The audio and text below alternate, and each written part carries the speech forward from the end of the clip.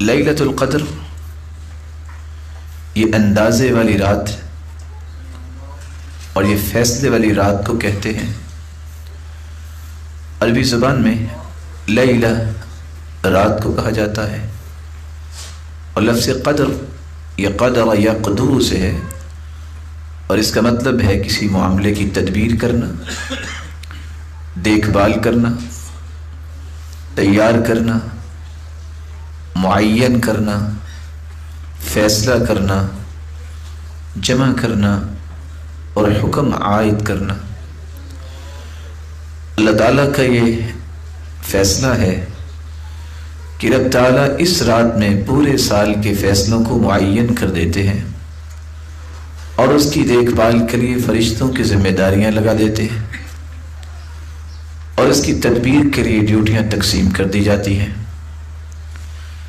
یہ اللہ عز و جلال ایک ہی رات میں پورے سال کے فیصلوں کو جمع کر کے اناؤنس کروا دیتے ہیں۔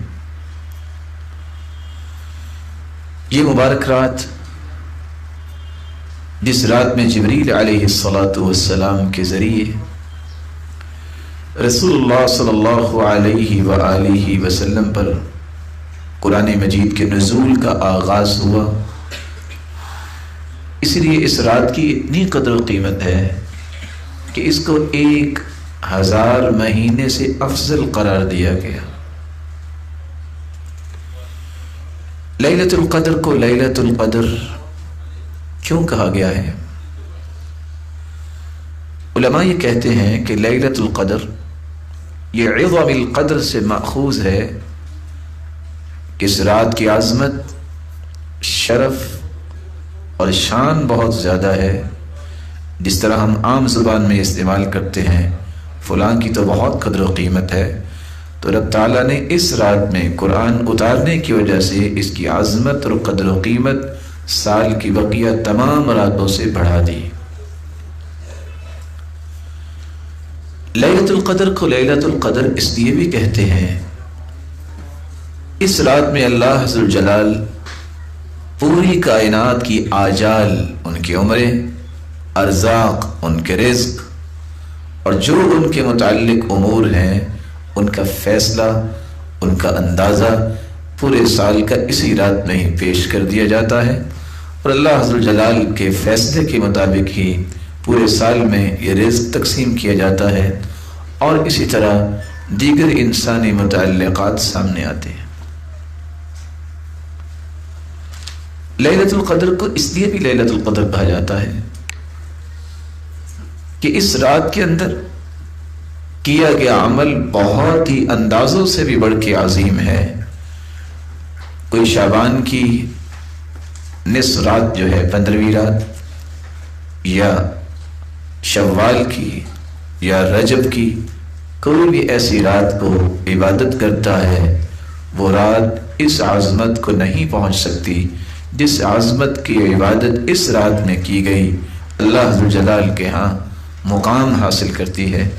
اس لیے رسول اللہ صلی اللہ علیہ وآلہ وسلم نے فرمایا تھا، من قام رمضان ایمانا واحتسابا غفر له ما تقدم من ذنبه، کہ جو رمضان میں قیام کرتا ہے اجر کی نیت سے اور ایمان کی حالت میں، اس کے پچھلے گناہوں کو معاف کر دیا جاتا ہے۔ اور دوسری روایت جو صحیح بخاری کی ہے 1901، من قام لیلۃ القدر، جو لیلۃ القدر میں قیام کرتا ہے ایمانا واحتسابا، ایمان کی حالت میں اور رب تعالیٰ سے اجر و ثواب لینے کی نیت کے ساتھ، تو اللہ عز و جلال اس کے گناہوں کو معاف کر دیتے ہیں۔ یہاں رک کر یہ بات سمجھنا ضروری ہے، کچھ لوگوں کو یہ تڑپ ہوتی ہے کہ پتہ چلے کہ یہ رات کون سی رات ہے۔ مسلمانوں میں سے اگر کسی کو علم ہو یا نہ ہو، ہر دو صورتوں میں اجر سے محروم نہیں ہوتا۔ اس لیے اللہ کے پیارے پیغمبر نے یہ نہیں فرمایا من علم لیلۃ القدر، کہ جو لیلۃ القدر کو جان لے گا اس کو یہ ثواب ملے گا۔ آپ نے فرمایا ہے من قام لیلۃ القدر، جو لیلۃ القدر میں قیام کرتا ہے۔ اس آخری عشرے میں رات کو بیدار رہنا، نماز پڑھنا، ذکر کرنا، قرآن کی تلاوت کرنا، دعا کرنا، صدقہ کرنا اور اس طرح کی نیکیاں پیش کرنا، یہ اصل میں ثواب کا باعث ہے، خواہ کسی کو علم ہو یا نہ ہو۔ اور مجاہد ابن جبر رحمہ اللہ تعالی، جنہوں نے عبداللہ ابن عباس رضی اللہ تعالی عنہ سے پورے قرآن مجید کی تفسیر 3 مرتبہ ایک ایک آیت کر کے پڑھی، وہ فرماتے ہیں کہ یہ جو لفظ اللہ تعالیٰ نے اتارے ہیں خیر من 1000 شہر، کہ یہ رات 1000 ماہ سے بھی افضل ہے، یہ اس 1000 مہینوں سے افضل ہے جس میں لیلۃ القدر نہ ہو، وگرنہ جس مہینے میں بھی ہر سال رمضان میں لیلۃ القدر آئے گی وہ 1000 مہینوں سے افضل ہوگی۔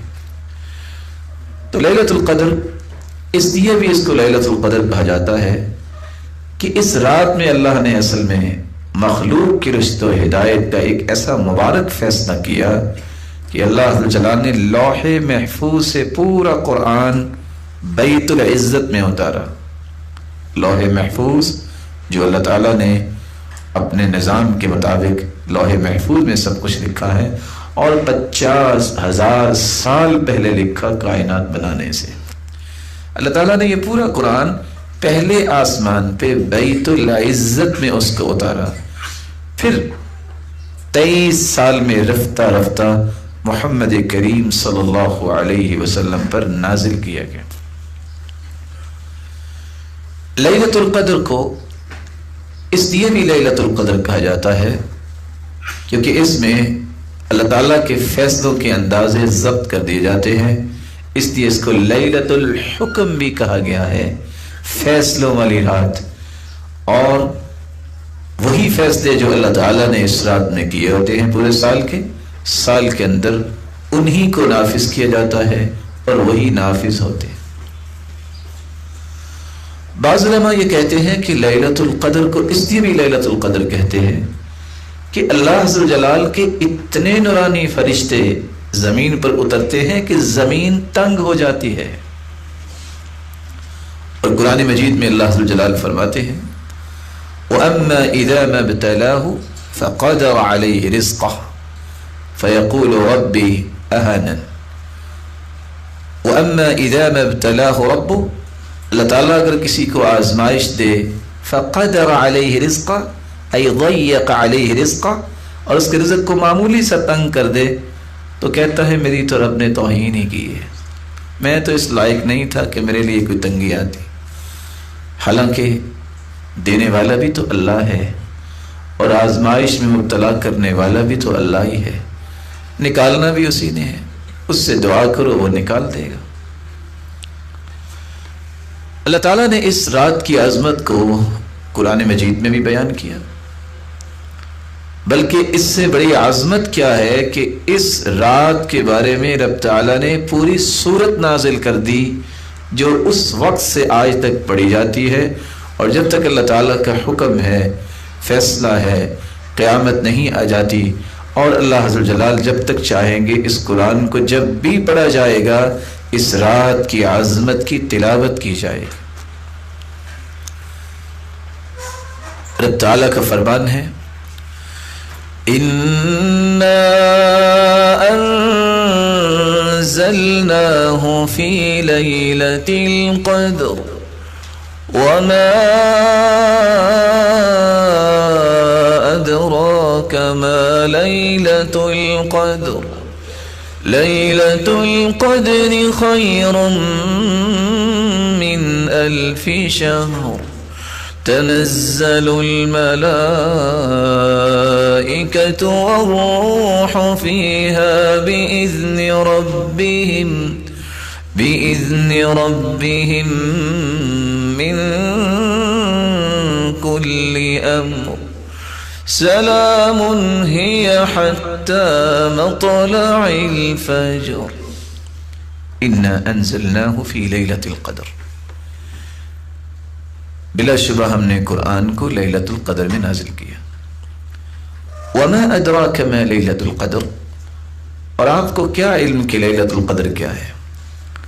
سلف صالحین یہ کہا کرتے تھے جہاں بھی قرآن مجید کا انداز یہ آ جائے وما ادراک، آپ کو کیا علم کہ یہ کیا چیز ہے، اس کا مطلب ہے کہ اللہ تعالیٰ کسی عظیم چیز کی خبر دینے لگے ہیں. اس طرح کی آیت کو غور سے سنا کرو. یہ اللہ تعالیٰ کہہ رہے ہیں آپ کو کیا علم کہ یہ کیا ہے. تو یہ انداز جو ہے قرآن کا، یہ کسی عظیم چیز کے بارے میں خبر دینے کا انداز ہے. اور اللہ تعالیٰ نے یہ لیلۃ القدر کے بارے میں بھی یہ انداز اختیار کیا ہے. وَمَا أَدْرَاكَ مَا لَيْلَةُ الْقَدْرِ لیلۃ القدر خیر من الف شہر. لیلۃ القدر تو 1000 مہینوں سے افضل ہے. اور 1000 ماہ 83 سال 4 مہینے اگر کوئی عبادت کرے تو اس سے بھی افضل عبادت کا اجر و ثواب اس کو ایک رات میں مل سکتا ہے جب وہ لیلۃ القدر کی رات میں عبادت کرتا ہے. اور آپ جانتے ہیں حدیث کے الفاظ ہیں اعمار امتی ما بین 60 الی 70. میری امت کی عمر جو ہے اس کی ریشو یہ ہے 60 سے 70 کے درمیان. 83 سال 4 مہینے کتنے لوگ زندہ رہتے ہیں؟ اور کتنے لوگ ہیں بلا شبہ 7 سال کی حکم میں نماز پڑھنے کے لیے اولاد کو کہا جاتا ہے. اور 7 سال کی عمر میں اگر کسی کو کہا جائے 10 سال کی عمر پہ سرزنش کی جاتی ہے. تو 10 سال یہ اگر کسی کی 93 سال عمر ہوگی تو تبھی تو وہ 83 سال کی عبادت اس کی ثابت ہوگی. شرط یہ ہے کہ وہ نمازی ہو. کتنے لوگ ہیں جو اتنی زندگی پا لیتے ہیں؟ اور یہ ایسی مبارک رات ہے جو ہر سال رات آتی ہے جو 83 سال 4 ماہ کی عبادت سے افضل اور بہتر اجر و ثواب اپنے نام اعمال میں لکھوا لیتا. اور اللہ اگر کسی کو توفیق دے دے اور وہ یہ رات بیت اللہ میں گزارے تو وہاں ایک نماز 1,00,000 نماز کے برابر ہے. اور 1,00,000 نماز جو ہے 55 سال نمازیں پڑھی جائیں تو تب جا کے 1,00,000 نمازیں بنیں گی. تو آپ اس 55 سال کو ذرا ملٹیپلائی کیجئے کہ یہ شخص کتنا خوش نصیب ہے کہ اس نے زندگی کی ایک رات عبادت ایسی کی کہ وہ ایک مرتبہ کیا 2-3 زندگیاں بھی مل جائیں اس کو تو عبادت کر کر کے تھک جائے اس کے برابر اس کو اجر نہیں مل سکتا. اور اگر نہیں بیت اللہ میں جا سکا، مسجد نبوی میں بھی حدیث کے الفاظ ہیں کہ 1000 سے بہتر اجر ملتا ہے، 1000 نماز کا ثواب ملتا ہے. یا آخری عشرہ مسجد نبوی میں گزار لیں. تو رسول اللہ صلی اللہ علیہ وآلہ وسلم کی امت کے لیے اللہ تعالیٰ نے یہ آسانی فرمائی کہ پہلی امتوں کی عمریں زیادہ ہوتی تھیں. اس امت کے لیے آسانی کیا ہے کہ اگر ان کی زندگیاں زیادہ تھیں تو آپ کو حسرت نہیں کرنی. جتنی بھی زندگی ہے اللہ یہ مبارک بنا دے، اچھی بنا دے تو یہ ان کی زندگیوں سے زیادہ افضل بن جائے گی.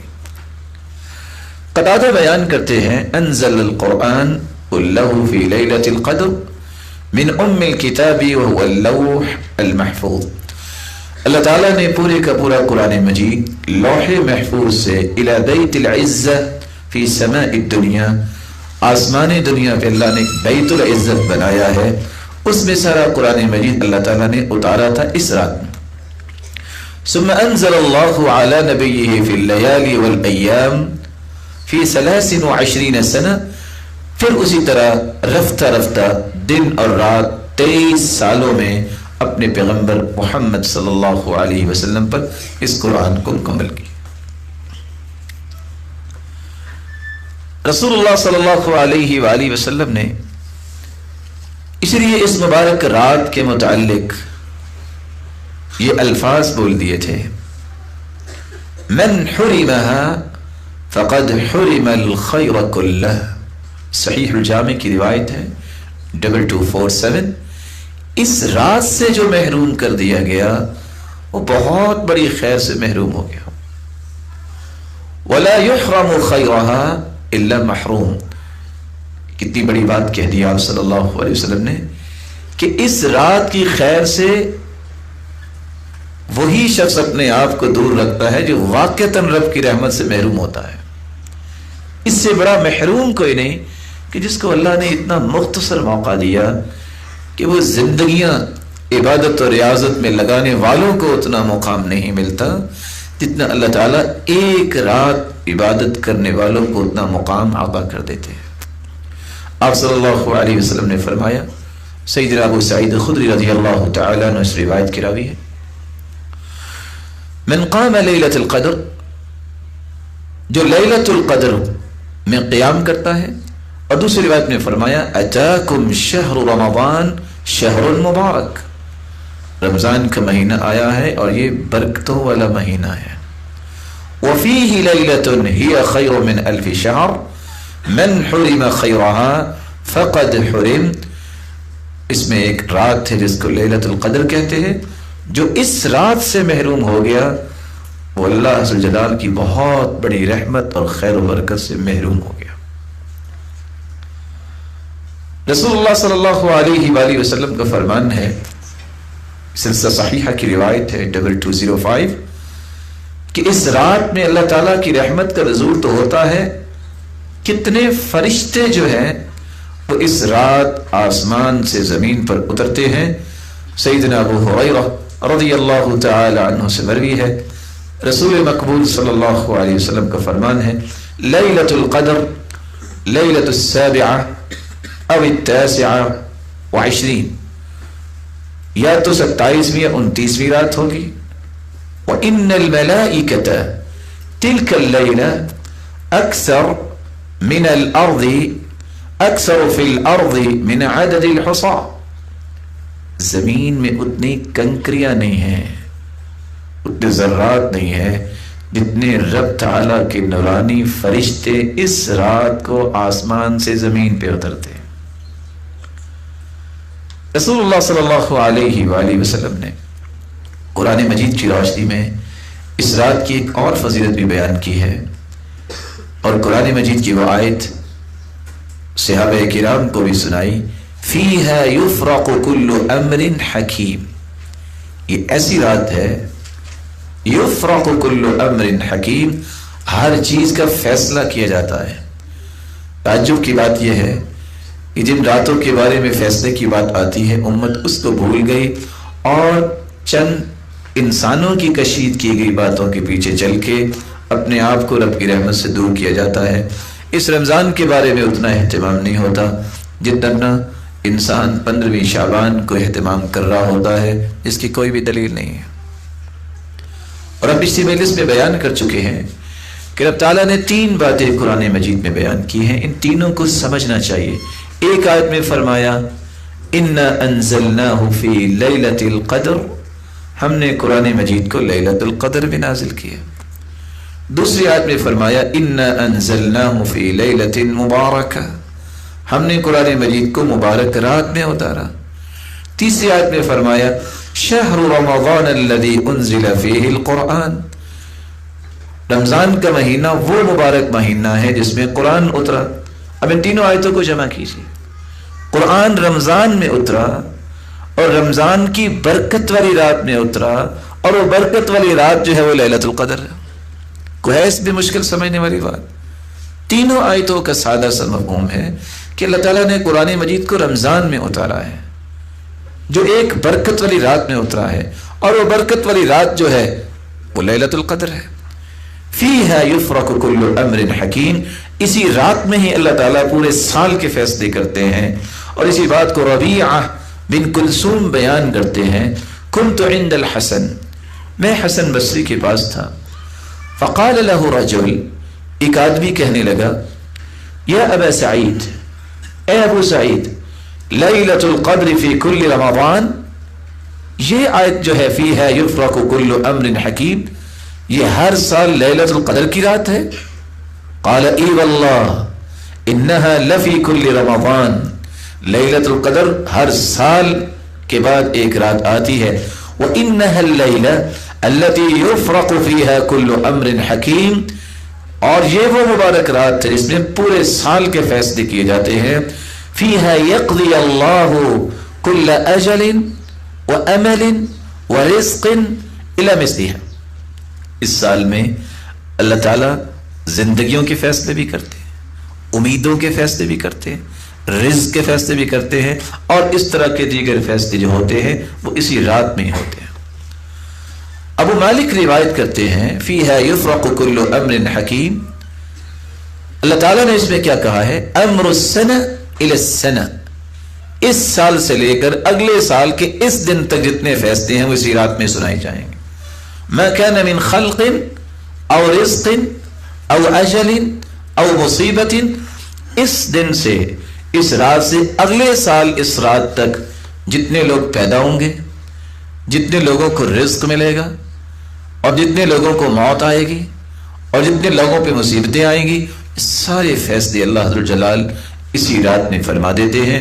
تو یہی برکت والی رات ہے، یہی لیلۃ القدر ہے، یہی رمضان میں آتی ہے، اس میں ہی سارے سال کے فیصلے ہوتے ہیں، اس لیے اس رات کا اہتمام انسان کو کرنا چاہیے۔ سوال یہ ہے کہ اگر کوئی اہتمام کرنا چاہے، ویسے تو یہ آپ بات سن چکے کہ جاننا ضروری نہیں ہے کہ کون سی رات تھی، عمل کرنا ضروری ہے۔ جو عمل کرے گا اس کو اجر مل جائے گا، اس لیے وہاں یہ نہیں کہا کہ من علم لیلۃ القدر، بلکہ فرمایا من قام لیلۃ القدر، جو لیلۃ القدر میں قیام کرتا ہے۔ لیکن اگر پھر بھی انسان اس کی نشانیوں کو جاننا چاہے، سمجھنے کے لیے شوق ہوتا ہے انسان کو، تو کن نشانیوں سے پہچانے کہ لیلۃ القدر کی فلاں رات تھی؟ شیخ محمد بن صالح العثیمین رحمہ اللہ تعالی روایات کو جمع کرنے کے بعد چند نشانیوں کا تذکرہ کرتے ہیں۔ لیلۃ القدر کی چند نشانیاں ہیں۔ سب سے پہلی نشانی قوت الاضاءہ والنور فی تلک اللیلہ، اس رات روشنی کچھ انوکھی سی ہوتی ہے، لیکن یہ روشنی شہر میں آپ اس کا اندازہ نہیں کر سکتے، یہاں تو لائٹنگ بھی بہت ہوتی ہے۔ اس روشنی کا اندازہ وہ کر سکتے ہیں جو لوگ شہر میں نہیں، صحرا میں ہیں، بادیہ دیہاتوں میں ہیں، جہاں لائٹنگ نہیں، وہاں اس رات کی روشنی یا نور کا اندازہ کیا جا سکتا ہے۔ دوسری نشانی الطمأنینہ، اس رات جو انسان کو قلبی سکون محسوس ہوتا ہے اور بقیہ کسی رات پہ محسوس نہیں ہوتا۔ انشراح الصدر، شرح صدر انسان کا دل کس طرح خوشی کے ساتھ مسرور ہوتا ہے، کس طرح دل کا سکون انسان کو ملتا ہے جب وہ اس رات کی عبادت کرتا ہے، اور انسان طمأنینت اپنے دل میں محسوس کرتا ہے جو بقیہ راتوں میں محسوس نہیں کرتا۔ تیسری نشانی ان الریاح تکون فیہا ساکنہ، اس رات نہ تو کوئی آندھی آئے گی اور نہ ہی کوئی زلزلہ آئے گا، پرسکون رات، ہوائیں بھی رکی ہوں گی، معمولی جس طرح انسان زندگی میں کبھی محسوس کرتا ہے کہ آج رات کتنی اچھی ہوا اس انداز سے تھی کہ وہ ہوا بھی تھی اور کوئی شور و غل بھی نہیں تھا، اور کتنی پرسکون اور پرسرور تھی، وہ کیفیت اللہ تعالیٰ اس رات میں پیدا کرتے ہیں جو بقیہ راتوں میں نہیں ہوتا۔ بلکہ عبداللہ ابن عباس رضی اللہ تعالیٰ عنہ نے یہ الفاظ استعمال کیے ہیں جو ابن خزیمہ کی روایت ہے، لیلۃ القدر لیلۃ سمحہ، یہ رات بہت ہی پرسکون اور پرکیف رات ہوتی ہے، طلقہ، بالکل آزاد رات، کوئی گھٹن نہیں، کوئی تنگی نہیں، بلکہ انسان کو انتہائی شرح صدر نصیب ہوتا ہے، لا حارہ ولا باردہ، نہ ہی اس میں کوئی زیادہ گرمی کی شدت ہوتی ہے نہ ہی اس میں سردی کی شدت ہوتی ہے، یہ معتدل رات اللہ تعالیٰ نے رکھی ہے۔ تصبح الشمس صبیحتها ضعیفۃ حمراء، اس رات کے بعد جب سورج نکلتا ہے، ضعیفۃ حمراء، اس کی سرخی بہت کمزور ہوتی ہے، شعاعیں نہیں ہوتی، سفیدی ہوتی ہے۔ چوتھی نشانی، بعض دفعہ رب تعالیٰ نے ایک لوگوں کو خواب میں یہ دکھا بھی دیتے ہیں، جیسا کہ بعض صحابہ کو بھی دکھایا گیا تھا، اور جیسا کہ اللہ کے رسول صلی اللہ علیہ وسلم کو بھی خواب میں دکھا دیا گیا تھا کہ یہ لیلۃ القدر کی رات ہے۔ پانچویں نشانی، اس رات میں قیام کرنے کی لذت پورے رمضان کی راتوں کی لذت کے مقابلے میں بہت زیادہ ہوتی ہے۔ ابی بن کعب رضی اللہ تعالی عنہ نے ایک چھٹی نشانی بیان کی ہے، اور وہ کہا کرتے تھے واللہ، اور اللہ کی قسم، انی لأعلم ای لیلۃ ہی لیلۃ القدر، میں جانتا ہوں کہ لیلۃ القدر کی رات کون سی رات ہے۔ کیسے جانتے ہیں؟ التی امرنا بها رسول اللہ صلی اللہ علیہ وسلم، جس رات کے بارے میں اللہ کے رسول نے ہمیں حکم دیا، کس بات کا؟ بقیامها، کہ ہم اس میں قیام کریں. یا لیلۃ صبیحۃ 27، یہ 27ویں رات کے بعد جو صبح ہوتی ہے. اور اماراتها، اور اس کی نشانی یہ ہے، ان تطلع الشمس فی صبیحۃ یومها بیضاء لا شعاع لها، جب 27ویں رات کے بعد 27ویں دن سورج نکلتا ہے تو اس کی شعاعیں نہیں ہوتی، اس کی سفیدی بس نظر آتی ہے. اور یہ روایت صحیح مسلم کی ہے 179. اور ابی ابن کعب رضی اللہ تعالیٰ عنہ کی دوسری روایت سنن ابی داؤد میں 1378 میں یہ الفاظ بھی موجود ہیں کہ جب سورج نکلتا ہے تو کس طرح؟ مثل قسطی، جس طرح ایک کھلا تھال ہوتا ہے. لیس لها شعاع حتى ترتفع، جب تک سورج بلند نہیں ہو جاتا اس وقت تک اس کی شعاعیں نہیں ہوتی. عبداللہ ابن عباس رضی اللہ تعالیٰ عنہ کی بات بھی آپ نے سنی کہ اس دن سورج جب نکلتا ہے حمراء ضعیفہ، سرخ تو ہوتا ہے لیکن کمزور، کس اعتبار سے؟ اس کی شعاعیں نہیں ہوتی. تو یہ چند نشانیاں اس رات کی بیان کی گئی ہیں. یہاں رک کے بھی یہ بات سمجھنی چاہیے کہ آخر اللہ تعالیٰ نے اس رات کو مخفی کیوں رکھا ہے؟ اگر اللہ تعالیٰ بتا دیتے کہ یہ رات ہے تو چلو کوئی ہمت کاری لیتا. انسان کی تو یہی خواہش ہوتی نا، کام مختصر ہونا چاہیے. اب 10 راتیں کون جا کے، چلو ایک رات ہوتی، چلو کوئی ہمت کر ہی لیتے. اصل مقصود کیا ہے؟ اس کو مخفی رکھنے کا اصل جو راز ہے وہ یہ ہے کہ ان تمام راتوں میں انسان عبادات کریں، اللہ عز و جلال سے تعلق کو مضبوط کریں اور یہ امید رکھیں ہو سکتا ہے کہ یہ رات ہو سکتا ہے کہ یہ رات ہو، اور اسی طرح ان کی یہ 10 دن رب تعالیٰ کے ساتھ خوبصورت گزر جائیں.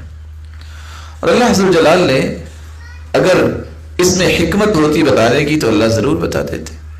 ضرور اس میں اللہ تعالیٰ نے حکمت ایسی رکھی ہے جس کے بارے میں ہمیں علم نہیں ہے، اور یہی اللہ تعالیٰ کے فیصلوں کے وہ راز ہیں جن کے بارے میں اللہ نے نہیں بتایا. تو وہاں ایمان لانا اور اس پہ کاربند ہونا ہی ہماری عظمت کی اصل میں نشانی ہے. اللہ تعالیٰ نے اس میں کوئی ایسے راز رکھے ہوں گے. سب سے پہلا راز تو یہ ہے جو ہمیں سمجھ آتا ہے، جو ہم سمجھ سکتے ہیں کہ خفیہ چیز، گمنام چیز بے قیمت نہیں ہوتی، جتنی زیادہ خفیہ چیز ہوتی ہے اتنی زیادہ قیمتی ہوتی ہے. اس لیے شہرت کی حرص نہیں ہونی چاہیے. اس طرح اچھل ابل کے کام کرنے کی ضرورت نہیں ہوتی. نہیں کوئی جانتا، رب تو جانتا ہے نا. جیسے لیلۃ القدر کو رب تو جانتا ہے نا کون سی رات ہے. اس لیے کہنے والے نے خوب کہا تھا نا کہ جب اللہ کے رسول نے یہ فرما دیا ہے ان اللہ یحب العبد التقی الغنی الخفی، اللہ کا محبوب وہ انسان ہوتا ہے جو متقی ہو، جو مستغنی ہو لوگوں سے، اور ایسا انسان جس کا دل صاف ستھرا ہے اور وہ خفی ہے، کوئی اس کو جانتا نہیں. سلف صالحین تو رویا کرتے تھے. سفیان ثوری رحمہ اللہ تعالی کہا کرتے تھے نا ابتلینا بالشہرہ، ہمیں شہرت کی آزمائش نے گھیر لیا. اور آپ اس بات کو سمجھیے، شہرت کی جو آزمائش ہے بہت بڑی ہے. شہرت کی آزمائش سے انسان رب سے دور بھی ہو سکتا ہے، اس میں ریاکاری بھی آ سکتی ہے اور عبادات میں بہت کمزور ہو جاتا ہے. کیوں؟ مجبوری بن گئی. اچھا اس کو ملو اور اس کو ملو اور اس کو ملو. جن لوگوں کے پاس یہ نہیں ہوتا وہ آرام سے اللہ کی عبادت کرتے ہیں، ان کو یہ غرض ہی کو نہیں ہوتی. جتنا انسان جو ہے وہ معاشرے کے اندر مشہور ہوتا ہے اتنے مصائب کا شکار بھی ہو سکتا ہے. اس لیے اللہ تعالیٰ سے دعا یہ کرنی چاہیے کہ اللہ اپنے تعلق سے، اپنی رحمت سے کسی کو دور نہ فرمائے. سب سے بڑی سعادت اور سب سے بڑی شہرت وہ ہے جو آسمانوں کی شہرت ہے، کہ انسان زمین پہ ہے اور اس کی شہرت آسمانوں میں فرشتوں کے سامنے رب تعالیٰ خود کرتے ہیں. اور یہ اس وقت ہوتا ہے جب انسان کے اعمال ایکسیلنس کے درجے بھی ہوتے ہیں. اور آپ یہ بات سن چکے ہیں قبولیت کے 3 درجے. پہلا درجہ یہ ہے کہ آپ نے نماز پڑھی اور اس طرح پڑھی جلدی جلدی کہ کم از کم آپ کو عذاب نہیں ہوگا کہ آپ نے نماز نہیں پڑھی، لیکن ثواب نہیں ملے گا. دوسرا درجہ قبولیت کا یہ ہے کہ آپ نے عبادت اس خوبصورت انداز سے کی کہ عذاب بھی نہیں ہوگا لیکن آپ کو اجر بھی مل جائے گا، ثواب بھی مل جائے گا۔ اور آخری اور تیسرا درجہ قبولیت کا یہ ہے کہ کوئی بھی عبادت، نماز ہے، اس خوبصورت انداز سے آپ نے اہتمام سے خشوع اور خضوع کے ساتھ آپ نے پڑھی کہ آپ کو عذاب بھی نہیں ملے گا، اجر و ثواب بھی لکھا گیا، لیکن ساتھ اللہ ذوالجلال آسمانوں میں فرشتوں کے سامنے تمہاری تعریف بھی کرے، شہرت بھی کریں گے۔ یہ شہرت جو ہے یہ ہر وقت انسان کو مطالبہ ہونا چاہیے کہ اللہ مجھے زمینی نہیں آسمانی شہرت عطا فرما۔ اس لیے کہا کرتے تھے نا ایک لوگ، اللہم اجعل فی عینی صغیرہ واجعل فی اعین الناس کبیرہ، اللہ میری نظروں میں مجھے چھوٹا ہی رکھ، ہاں اللہ فرشتوں کی نظروں میں مجھے بڑا بنا۔ یہ اس وقت بنے گا انسان لوگوں کی نظروں میں جب وہ اللہ کے ہاں بڑا بن جائے۔ تو لیلۃ القدر کو خفیہ رکھا گیا، اس کے نہ جانے کتنے راز ہیں۔ ایک راز تو یہ ہے کہ یہ جو ہر وقت مارا ماری پڑی رہتی ہے کہ میرا نام دنیا میں پھیلے، میں فیمس ہو جاؤں اور میں پاپولر ہو جاؤں، یہ سوچ اچھی نہیں ہے۔ اصل پاپولرٹی وہی ہے جو فرشتے آپ کی آسمانوں پہ کرتے ہیں۔ اور ویسے بھی آپ کو یہ بات تو معلوم ہے کہ جس درخت پہ پھل لگتا ہے نا وہ درخت جھک جاتا ہے۔ اس کی ٹہنیوں کو آپ نے دیکھا ہوگا کہ اس کے اندر جھکاؤ اور تواضع آتی ہے، وہ چھپ کے رہنا پسند کرتا ہے۔ لیکن جو پاپولر درخت ہے نا، آپ کے علم میں ہے کہ اس پہ پھل نہیں لگتا، بلکہ اگر کوئی جانتا ہے زراعت کے مسائل کو تو وہ جانتا ہے کہ جہاں یہ لگ جائے یہ پاپولر تو وہاں دائیں بائیں کتنی زمین میں کچھ ہونے بھی نہیں دیتا۔ تو جو زیادہ پاپولر ہوتا ہے نا، پاپولر، تو اس کو واقعی پھل نہیں لگتا، وہ بیچارہ اکیلا ہی رہتا ہے، اور ہو سکتا ہے کہ اکیلا بھی رہے تو قلق اضطراب میں رہتا ہے۔ تو اللہ عز و جلال نے کوئی راز رکھا ہے کہ اس رات کا تعین نہیں کیا کہ یہ فلاں رات ہی ہوگی، اس لیے اس رات کو عبادت کر لو۔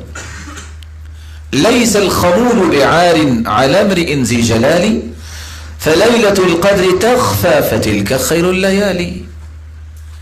کسی بھی اچھے انسان کا گمنام ہونا یہ کوئی عیب نہیں ہے۔ کتنے ایسے لوگ ہیں جن کو میں اور آپ نہیں جانتے، وہ ہم سب سے افضل ہوں گے اللہ کے ہاں، کیونکہ اللہ جانتا ہے نا کس کا دل کتنا پیارا ہے، کس کے دل کو اللہ نے کتنا اچھا بنایا ہے، یہ تو اللہ کے علم میں ہے۔ لیس الخمول بعار علی امرئ ذی جلال فلیلۃ القدر تخفی فتلک خیر اللیالی۔ دیکھیے لیلۃ القدر مخفی ہے، حالانکہ یہ 83 سال 4 مہینوں سے افضل ہے۔ اور ایسے بھی یہاں ایک دوسری حکمت بھی سمجھ آتی ہے۔ آپ نے دیکھا ہوگا کہ جتنے بھی اللہ تعالیٰ نے نعمتیں پیدا کی ہیں انسان کے لیے، خشک میوہ جات ہیں، کبھی کسی نے بادام کا چھلکا بھی کھایا؟ اصل قیمت کس کی ہوتی ہے؟ جو اس کے اندر چھپا ہوا ہے۔ ہر چیز جو خفیہ ہوتی ہے اس کی قدر ہے۔ آپ اس بات کو تھوڑا سا امیجن کیجئے اپنی زندگی کے نظام میں۔ لائٹ چلی ہوئی ہے، اس میں اور رات میں بہت فرق ہے۔ اب یہاں آپ کھڑے ہو کے نماز پڑھیں گے، شور و غل، آپ کا دل اس طرح خالص توجہ نہیں کر سکتا اللہ کی طرف جو رات کی پرسکون کیفیت میں آپ اللہ سے متوجہ ہو سکتے۔ اس لیے وہاں لفظ کیا بول دیے؟ صلاۃ الرجل حیث لا یراہ الناس تضاعف علی 25 صلاۃ حیث یراہ الناس۔ لوگوں کے سامنے آپ جو نماز پڑھتے ہیں وہ نماز، اور وہ نماز جو لوگوں کی نظروں سے اوجھل ہو کے پڑھتے ہیں، اس نماز اور اس نماز میں فرق کیا ہے؟ یہ خفیہ نماز لوگوں کے سامنے پڑھی گئی 25 نمازوں کے برابر ایک نماز ہے۔ اس لیے آپ نے دیکھا ہوگا، آپ بھی مساجد میں جاتے ہیں، میں آپ کی خدمت میں گزارش کروں گا، آپ انتظامیہ سے گزارش کیا کریں، بھئی نماز پڑھنی ہے تو 1 سے 2 لائٹیں کافی ہیں، جلا لیں۔ وہاں 150 لائٹ جل رہی ہوتی ہے، جی رمضان ہے آخر، بھی رمضان تو ہے، اس میں تو کوئی شک نہیں۔ نماز میں تو آپ نے کوئی موتی نہیں نہ پرونے ہیں، وہاں تو آپ نے اللہ سے باتیں کرنی ہیں، تو آپ اپنی ضرورت کے مطابق 1-2 لائٹیں جلا لیں۔ لیکن آگے سے آپ کو جواب ضرور ملے گا جو آج کل بھی دیا جاتا ہے کہ بل آپ کو آتا ہے۔ آپ ان سے ضرور کہیے کہ اللہ تعالیٰ آپ کی مدد فرمائے اور آپ کو پیسے دے، لیکن ضروری ہے کہ آپ بلوں میں ہی لگا دیں، آپ کسی فقیر مسکین کو دے دیں، آپ کسی نیکی کے کام پہ خرچ کر دیں، صرف اس نمائش میں لگانے۔ اصل راز کیا ہے وہ سمجھیے۔ بھی اللہ عز و جلال चाहते तो पांचों नमाजें दिन में रख देते, चलो बाद में सो जाओ, दिन में सारे रोशनी में पढ़ लो। क्यों चंद नमाजें रात को रखी हैं? क्यों तहज्जुद को अफसल करार दिया है? इंसान जब ज़ोहर असर की नमाज पढ़ता है ना, तो अगर कोई मुत्तकी हो, कोई नेक हो, तो नमाज पढ़ते पढ़ते कुछ आयतें पढ़े, अल्लाह का खौफ, अल्लाह की जन्नत की तलब, तो उसको रोना आए तो वो रोता नहीं है। क्यों? साथ खड़े लोग देखेंगे, क्या कहेंगे कि इसका चेहरा बिगड़ रहा है। लेकिन रात को अल्लाह ताला ने ऐसे रखा कि चलो अब जैसे भी तुम रोना चाहते हो रो लो, जितना तुम्हारा चेहरा बिगड़ेगा मुझे उतना ही प्यारा लगेगा। इसे एक और राज भी समझ आता है जो आजकल के मुआशरे की ज़रूरत भी है। लोग शायद समझते हैं कि बेपर्दगी सबके सामने आने से बहुत जो इंसान की कदर व कीमत होती है। अल्लाह ने कदर व कीमत रखी है तो किसकी? जिसको छुपाया हुआ है। अल्लाह ज़ुल जलाल ने इसलिए लैलतुल क़द्र को छुपा के रखा है कि इसकी तलाश करो। कैसे? अमले सालेह के साथ, इबादत के साथ, रियाजत के साथ, जिक्र अज़कार और कुरान मजीद की तिलावत के साथ। रसूलुल्लाह सल्लल्लाहु अलैहि वसल्लम का फरमान है, इन्नी खरजतु लिउख़बिरकुम बिलैलतिल क़द्र। आप सल्लल्लाहु अलैहि वसल्लम घर में तशरीफ फरमा थे, आपको ख्वाब में दिखा दिया गया कि लैलतुल क़द्र कौन सी है। सहीहुल जामे की रिवायत है 2461। आप जब बाहर निकले, वतलहा फुलान व फुलान, तो दो साथी आपस में तू तकरार कर रहे थे। आप सल्लल्लाहु अलैहि वसल्लम फरमाते हैं, मैं जब बाहर निकला कि मैं अपने सहाबा को बताऊं कि ये रात है, फरुफ़िअत, जब दो आदमियों के झगड़े को मैंने देखा, मैं मुतवज्जे उधर हुआ, वो मेरे जहन से उठा ली गई। वासा अन यकून खैरन लकुम, और ये भी तुम्हारे लिए बेहतर है, फल्तमिसूहा फिस्सब्इ वत्तिस्इ वल्खम्सी, इसलिए इसको 7 में, 9 में और 5 में तलाश करो। क्या मतलब? 7 में 27वीं में, 30 में यानी 29 में, और 5 से मुराद 25वीं। इसको दोनों तरफ से आप इस्तेमाल कर सकते हैं। जब 9 कहेंगे तो आखिरी 10 दिनों में आखिरी रात जो है 30वीं से पहली भी 9 होगी और 21वीं में इसमें आ जाएगी जब ऊपर से गिनेंगे। 5वीं इधर से और 5वीं उधर से आप 23वीं और 25वीं भी शामिल कर लेंगे, और 7वीं का माना 27वीं रात। तो रसूलुल्लाह सल्लल्लाहु अलैहि वसल्लम ने उम्मत को ये बता दिया कि मुझे इसकी खबर दी गई थी, मैं बताने आया। तो ये सारी की सारी खैर से महरूमी किस वजह से हुई? 2 आदमियों के उस झगड़े की वजह से। यहां एक और फायदा मिल गया, उम्मत जब तक अपने झगड़े नहीं छोड़ेगी इसको खैर नहीं मिलेगी। देखिए कितनी बड़ी बात है कि लैलतुल क़द्र का मुसलमानों को इल्म हो जाना था। अल्लाह ताला ने फैसला क्या किया? फतलाहा फुलान व फुलान, अब 2 आदमियों की तू तकरार से ये खैर से महरूम उम्मत होगी और पूरी उम्मत महरूम हुई। इसलिए हम ये कहते हैं अल्लाह ताला के साथ ताल्लुक, अल्लाह ताला के साथ ईमान का तकाजा ये है कि आप खानदानी असबियत को छोड़े, आप लिसानी असबियतों को छोड़े, और आप सूबाई और इलाकाई असबियत को छोड़े, आप तंजीमी और मसलकी असबियतों को छोड़े। मुसलमान का माना यह है कि वो कुरान और सुन्नत को मानने वाला है।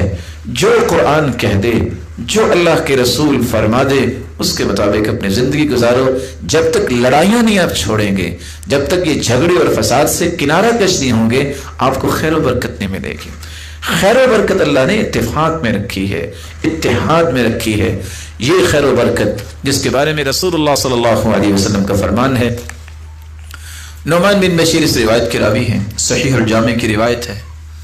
आप सल्लल्लाहु अलैहि वसल्लम ने फरमाया, मन लम यश्कुरिल कलील लम यश्कुरिल कसीर, जिसको थोड़ी चीज दी गई है अगर वो उस पर अल्लाह का शुक्र अदा नहीं करता, उसको अगर ज्यादा भी मिल जाए ना तो फिर भी शुक्र अदा नहीं करेगा। क्योंकि जिसने शुक्र करना है उसका दिल तो प्यारा है, वो तो थोड़ी चीज पे भी शुक्र करेगा। वमन लम यश्कुरिन नास लम यश्कुरिल्लाह, जो लोगों का शुक्रिया अदा नहीं कर सकता वो अल्लाह का भी शुक्रगुजार नहीं बन सकता। अत्तहद्दुसु बिनिअमतिल्लाहि शुक्रुन व तर्कुहा कुफ्रुन, अल्लाह ताला की दी हुई नेमतों का इजहार करना, उनको बयान करना। अल्हम्दुलिल्लाह मैं कुरान पढ़ता हूँ, अल्हम्दुलिल्लाह अल्लाह ने मुझे ईमान दिया है और मुझे नेकी की तौफीक दी है और अल्लाह के दीन की दावत देता हूँ। शुक्र करना चाहिए, इजहार करना चाहिए। یہ ہے شکر گزاری. وَتَرْكُهَا كُفْرٌ، کسی کے پاس علم ہے چھپا کے بیٹھ جائے، یہ نہ شکری ہے.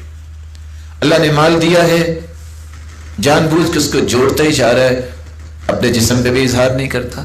کبھی اس نے کوئی لباس اچھا پہنا ہی نہیں ہے، کبھی اس نے زبان پہ اچھے کلمات جاری نہیں کیے، ہر وقت واویلا ہی کرتا ہے، روتا ہی رہتا ہے، یہ نہ شکری ہے.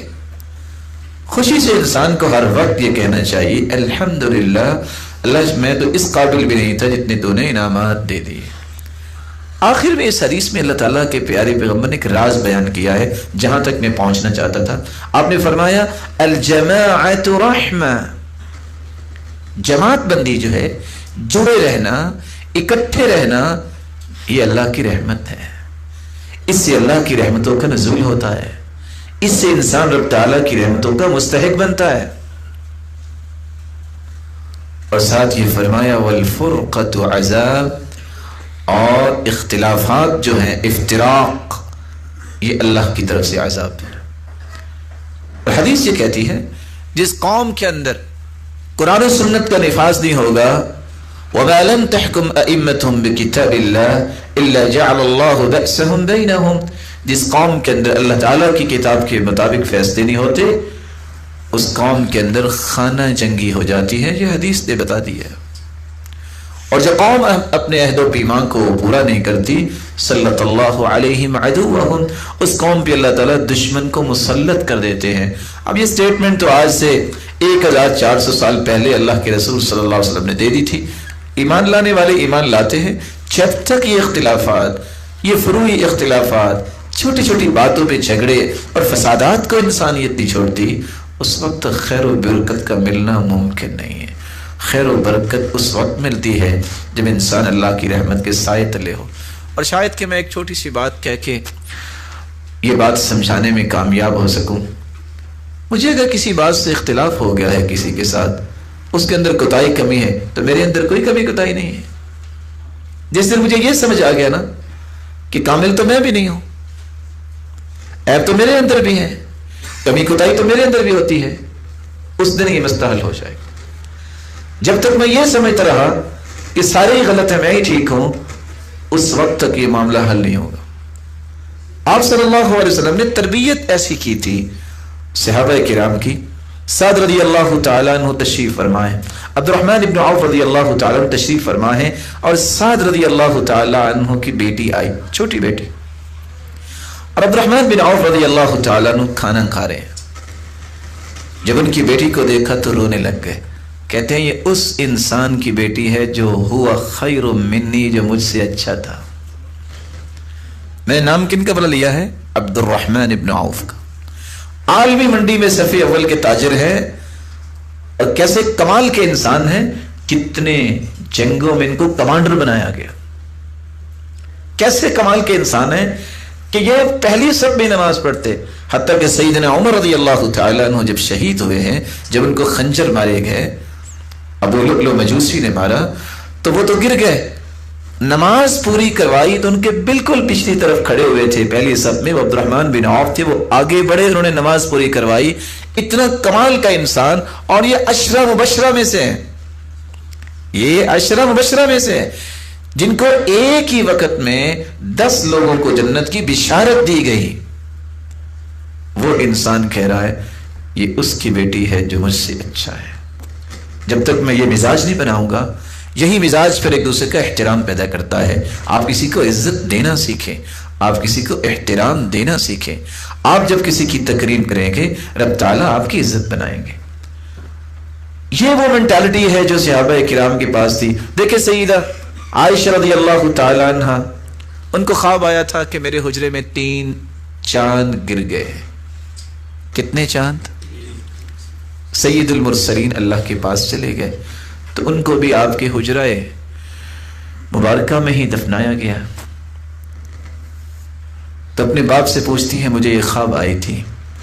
کہا ایک چاند تو آپ کے حجرے میں آ گیا ہے، باقی 2 کا انتظار کرو. تو وہ کون سے 3 چاند تھے؟ اسی حجرے میں اللہ کے رسول صلی اللہ علیہ وسلم کی قبر مبارک ہے، اور اسی حجرے میں پھر سیدنا ابو بکر کو دفنایا گیا. اور جب سیدنا عمر رضی اللہ تعالیٰ عنہ کو خنجر لگے، انہوں نے اپنے بیٹے کو بھجوایا. کہا جا کے سیدہ عائشہ سے کہو उमर कहता है, अमीरुल मोमिनीन न कहना।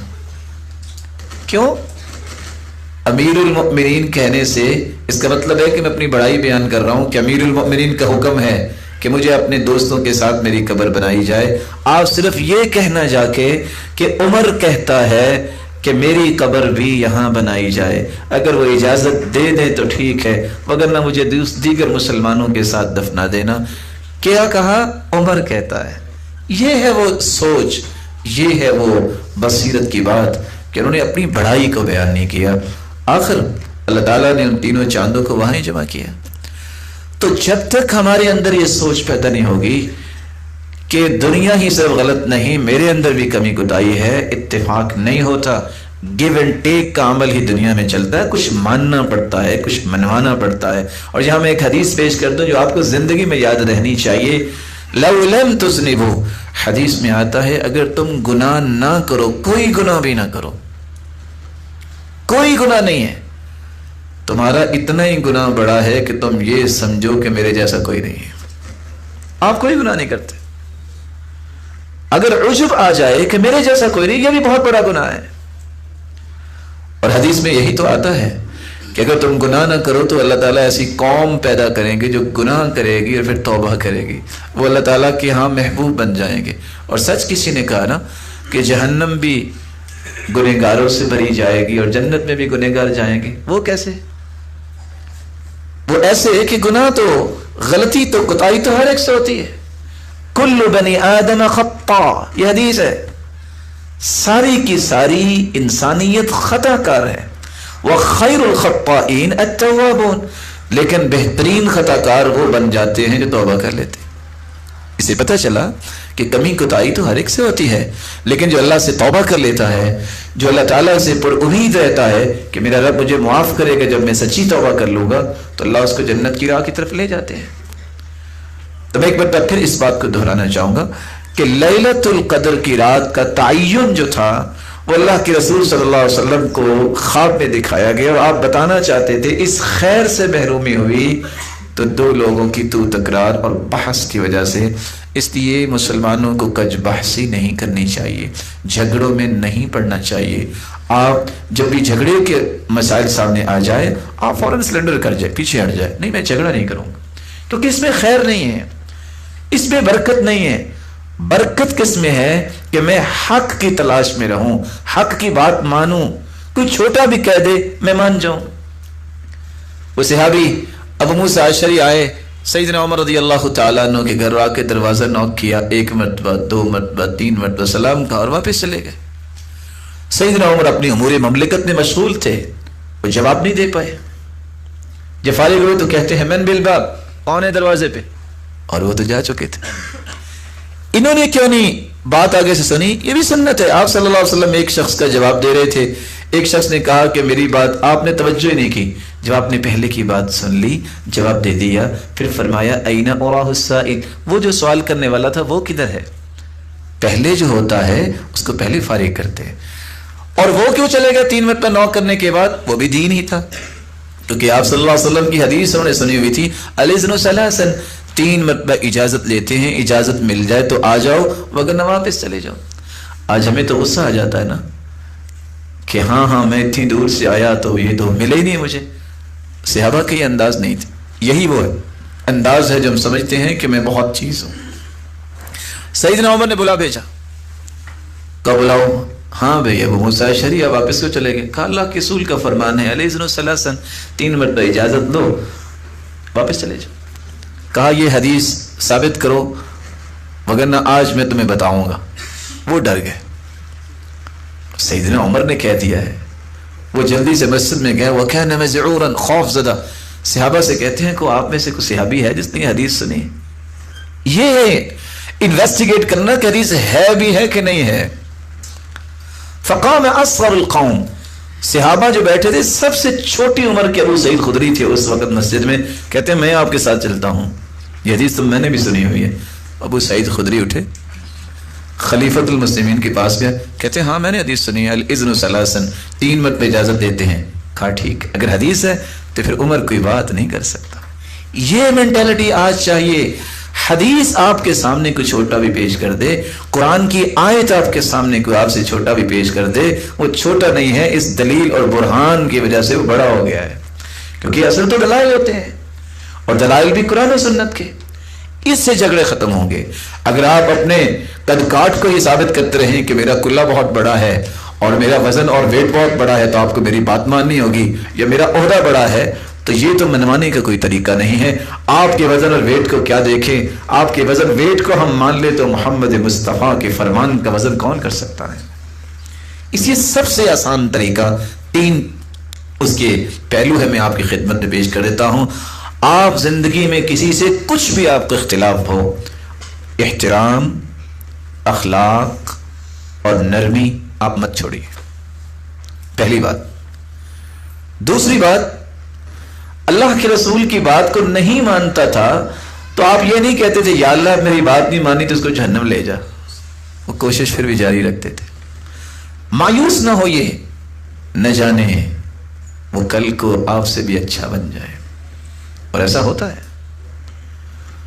تیسری بات، آپ دلائل کو سامنے رکھیے، اس نیت سے کوئی بات کیجئے، رائے کا اختلاف ہوتا ہے کہ نہیں یہ قرآن میں ہے اور یہ حدیث میں ہے، اگر آپ سمجھنا چاہتے ہیں تو مجھے بڑی خوشی ہے، نہیں تو میں جھگڑا نہیں کروں گا۔ اپنے آپ کو اس سے اچھا سمجھنا اور اس کو حقیر جاننا، اس سے کبھی اختلاف ختم نہیں ہوتے۔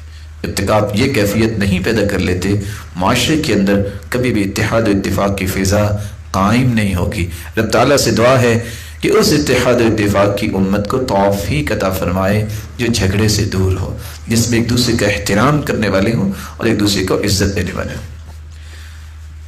لیلۃ القدر کس رات میں آتی ہے؟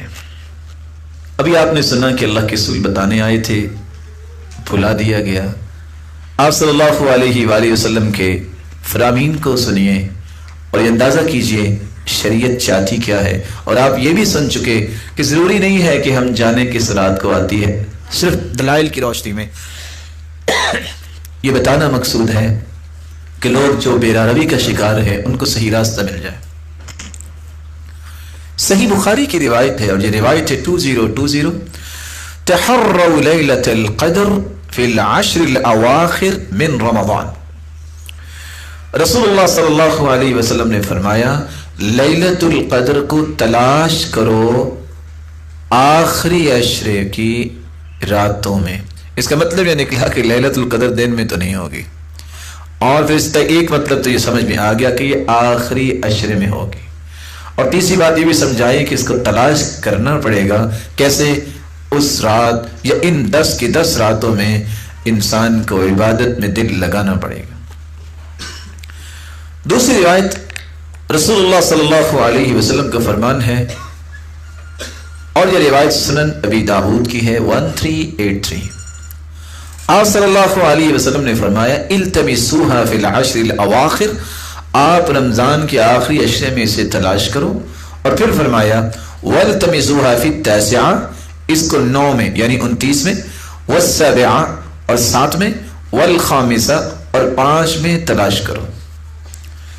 راوی کہتے ہیں میں نے سوال کیا میں تاسعہ والسابعہ والخامسہ، یہ تاسعہ، خامسہ اور سابعہ کیا ہے؟ یہ 9 7 5 یہ گنتی کیا ہے؟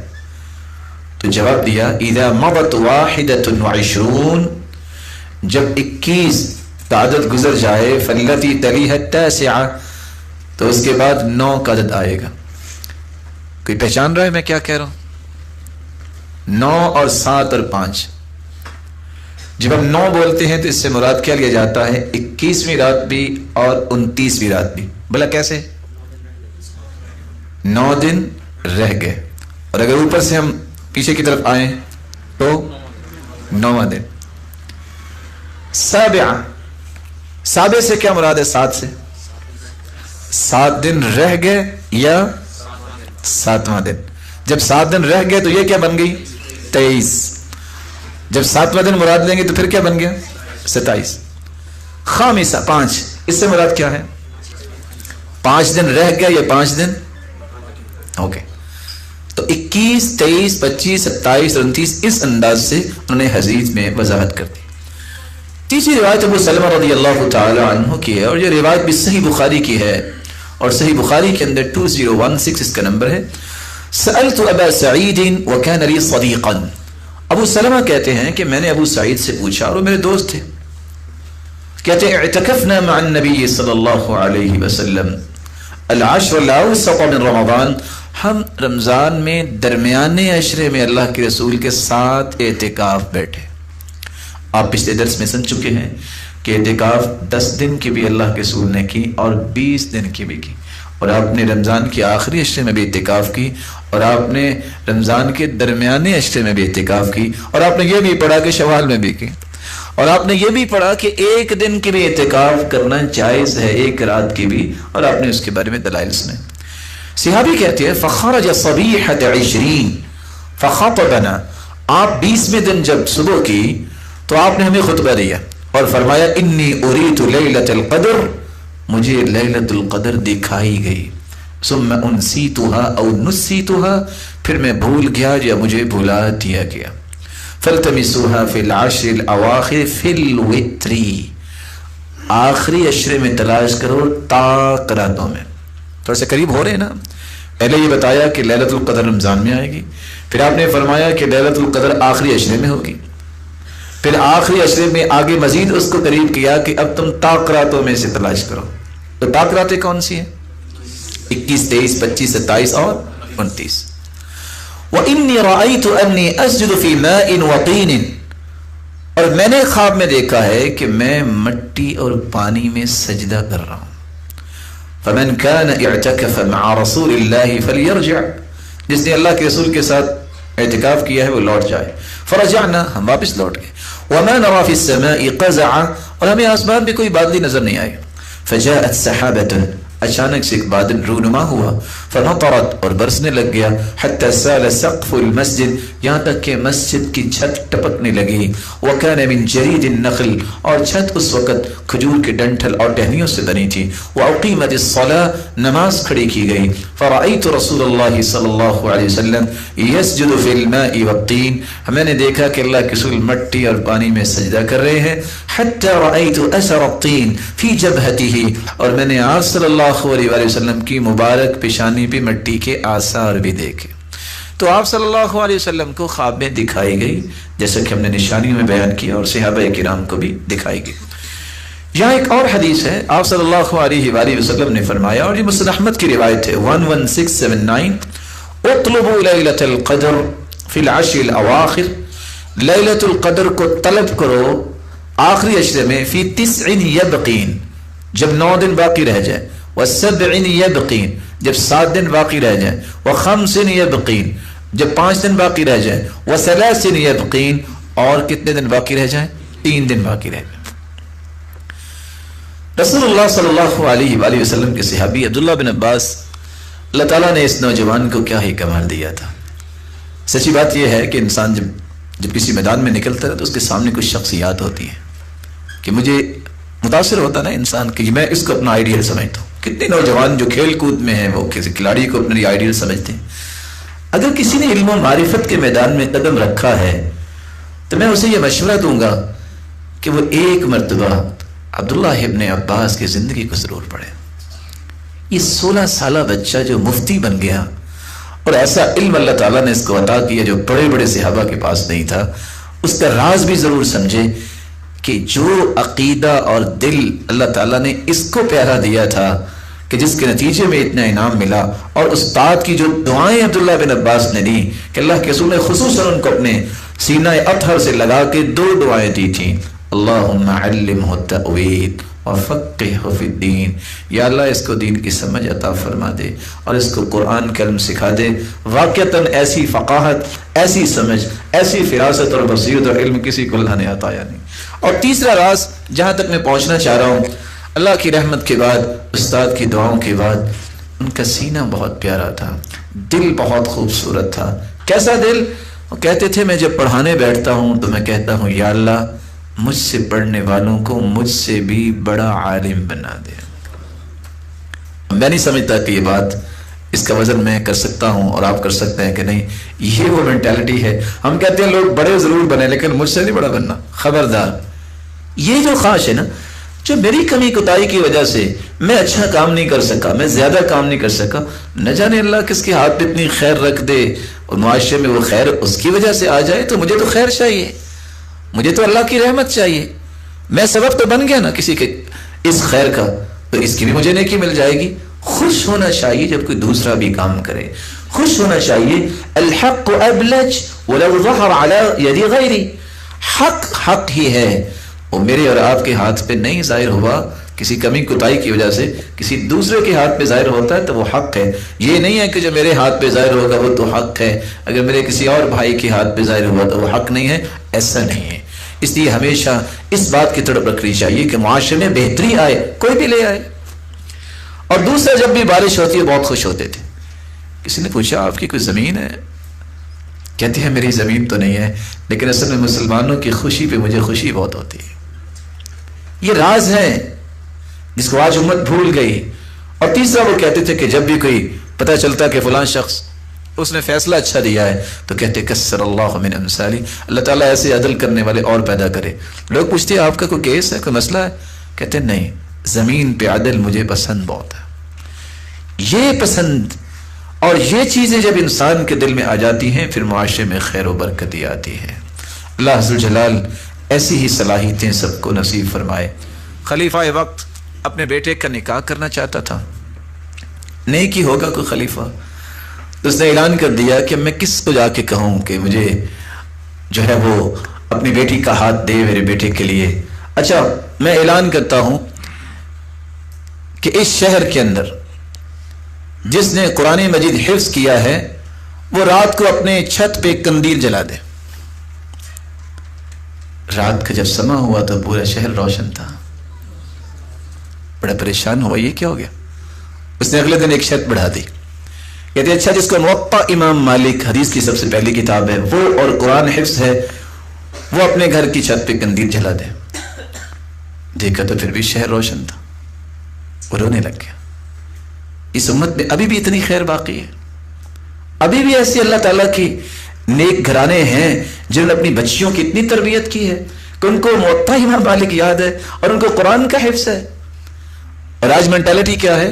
سچا واقعہ، ایک شخص تھا تو بھائی اس کو پتہ چلا کہ اللہ تعالیٰ نے ایک اچھے گھر کے بارے میں کہ انہوں نے کہا کہ ٹھیک ہے وہاں اس کا نکاح ہوگا، تو وہ بچی حافظ قرآن ہے، وہ کہتا ہے میں نے نہیں کروانا، میں نے اس کو تراویح پڑھانی تھی۔ آپ سوچئے کس انداز کی سوچ بن گئی ہے کہ قرآن کی عظمت کی بجائے اس کو مذاق کا نشانہ بنایا جا رہا۔ یہ جب تک قرآن اور حدیث کا علم نہیں آتا یہ سوچیں نہیں آتی ہیں۔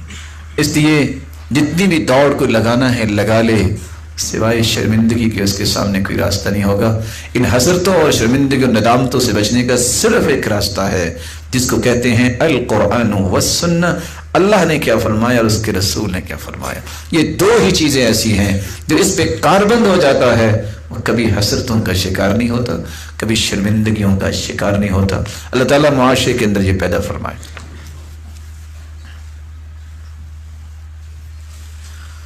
آپ صلی اللہ علیہ وسلم کے صحابی عبداللہ ابن عباس رضی اللہ تعالی عنہ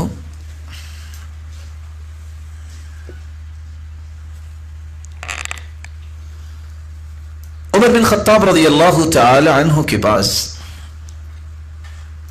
کچھ صحابہ بیٹھے تھے، مہاجرین بیٹھے بیٹھے انہوں نے بات شروع کر دی اور انہیں لیلۃ القدر کے متعلق بات کی۔ لیلۃ القدر کے متعلق جب بات شروع ہوئی کسی نے کچھ کہا اور کسی نے کچھ کہا۔ عبداللہ بن عباس رضی اللہ تعالیٰ عنہ خاموش رہے اور وہ بھی بیٹھے تھے۔ یہ ہے وہ علامت جو آج معاشرے میں ہونی چاہیے۔ جوہری جو ہوتا ہے نا، ہیرے کی قدر و قیمت وہی جانتا ہے، لیکن مصیبت یہ ہے کہ آج جوہری ملے کہاں سے۔ عمر رضی اللہ تعالیٰ عنہ خلیفہ تھے، سب کی باتیں سن کے تو فوری طور پہ کہتے ہیں یا ابن عباس ما لک صامت لا تتکلم تکلم ولا تمنعک الحداثہ۔ عبداللہ بن عباس آپ کیوں خاموش ہیں؟ آپ بھی کچھ بولو نا۔ آپ اس لیے ڈر کے بیٹھے ہیں کہ میں عمر میں چھوٹا ہوں تو کوئی مجھے کچھ کہہ نہ دے۔ کوئی کچھ نہیں کہے گا، بولو۔ ہم تو صرف یہ کہہ کے چپ کروا دیتے نا، اے تم چھوٹے ہو خاموش ہو جاؤ، نہ جانے وہ مجھ سے بڑی بات کر جائے، مجھ سے اچھی بات کر جائے۔ یہی اعتماد دینا چاہیے چھوٹوں کو۔ اور جو ٹیچر کسی بھی اپنے اسٹوڈنٹ کی بات تسلی سے تشفی سے سنتا ہے، وہ اصل میں اپنے شاگردوں میں اعتماد بلڈ کر رہا ہوتا ہے، اس کے اندر بولنا جو ہے اس کی طاقت پیدا کر رہا ہوتا ہے، کل کو حق گوئی کرے گا۔ اور جو دبا دیتا ہے نتیجتاً وہ بہت ساری صلاحیتوں کو دبا رہا ہوتا ہے۔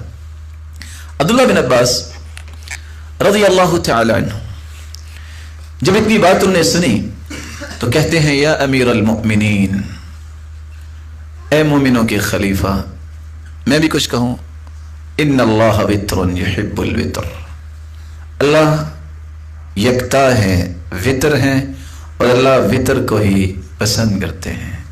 فجعل ایام الدنیا تدور علی 7، اللہ تعالیٰ نے دنیا کے دن بھی 7 رکھے ہیں۔ وخلق الانسان من 7، اور اللہ تعالیٰ نے انسان کو بھی 7 چیزوں سے پیدا کیا۔ وخلق ارزاقنا من 7، اور اللہ نے سارے رزق بھی دیے ہیں تو 7 چیزوں سے۔ وخلق فوقنا سماوات 7، اور ہمارے اوپر بھی اللہ نے 7 آسمان بنائے ہیں۔ وخلق تحتنا اراضین 7، اور ہمارے نیچے زمینیں بھی 7 بنائی ہیں۔ وأعطى من المثاني 7، اور اللہ نے ہمیں 7 المثانی، وہ 7 آیتیں سورۃ الفاتحہ کی عطا کی ہیں۔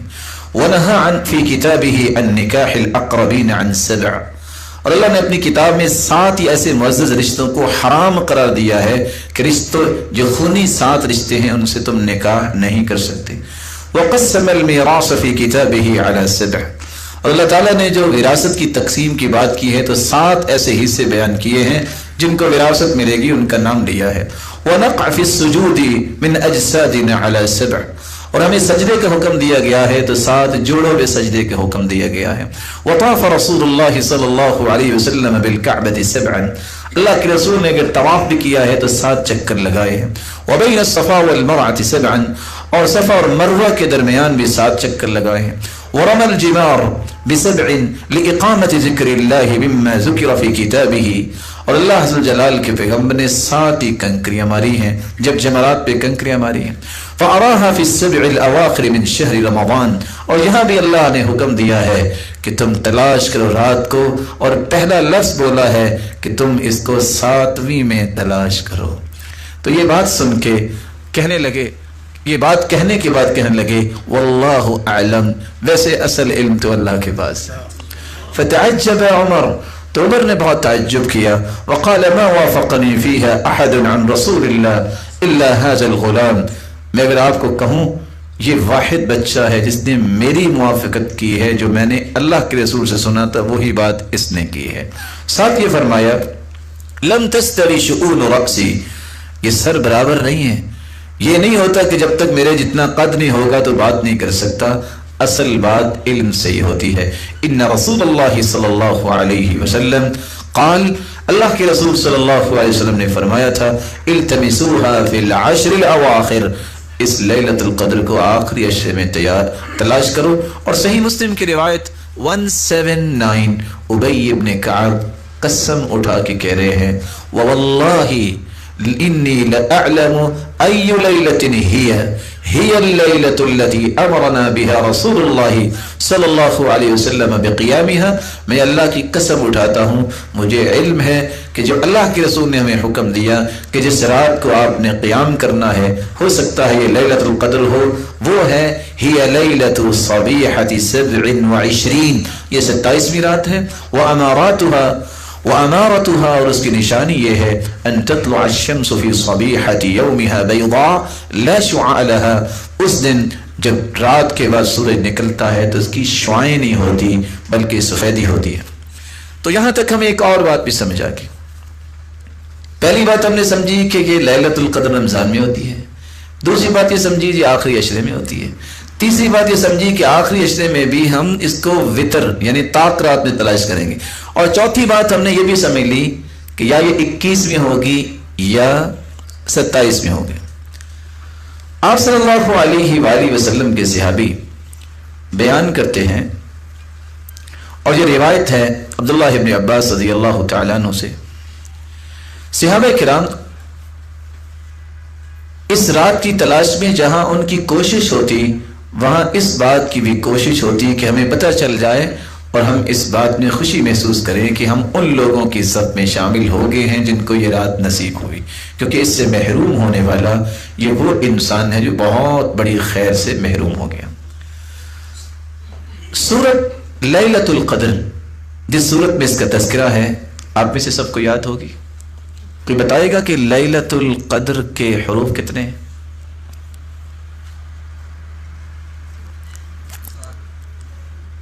پھر دیکھ لیجئے گا،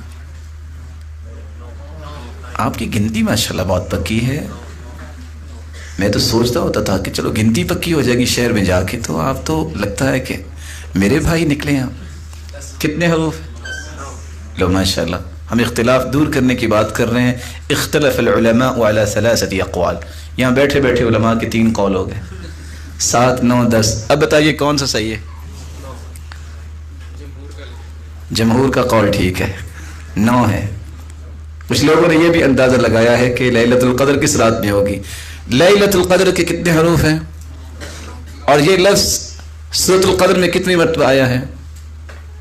انا انزلناه فی لیلۃ القدر وما ادراک ما لیلۃ القدر لیلۃ القدر خیر من 1000 شہر تنزل الملائکۃ والروح فیہا بإذن ربهم من کل امر سلام ہی حتی مطلع الفجر۔ تو کتنی مرتبہ آیا؟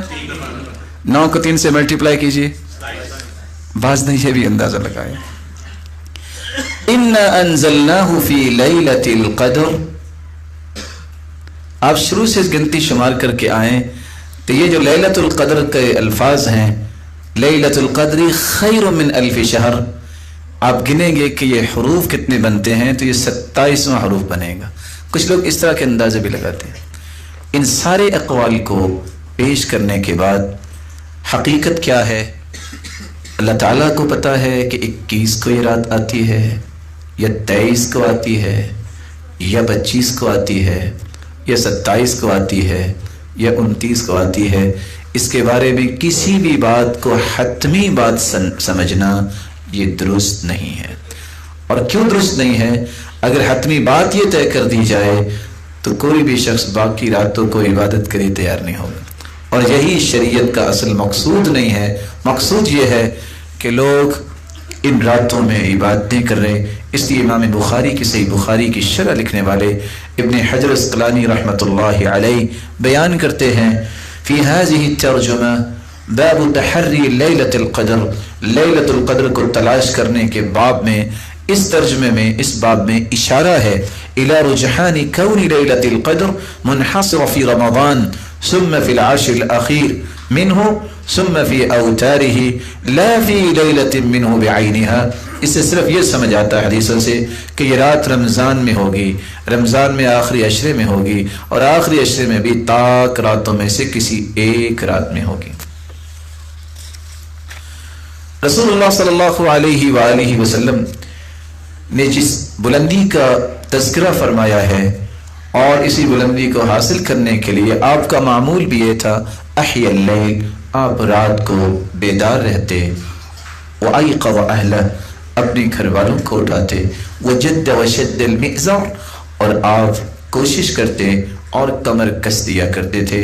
لیلۃ القدر کو تلاش کرنے والوں میں تین لوگوں کے رویے ہیں، اور آپ بھی دیکھ سکتے ہیں کہ آپ تینوں گروہوں میں سے کس گروہ میں شامل ہیں۔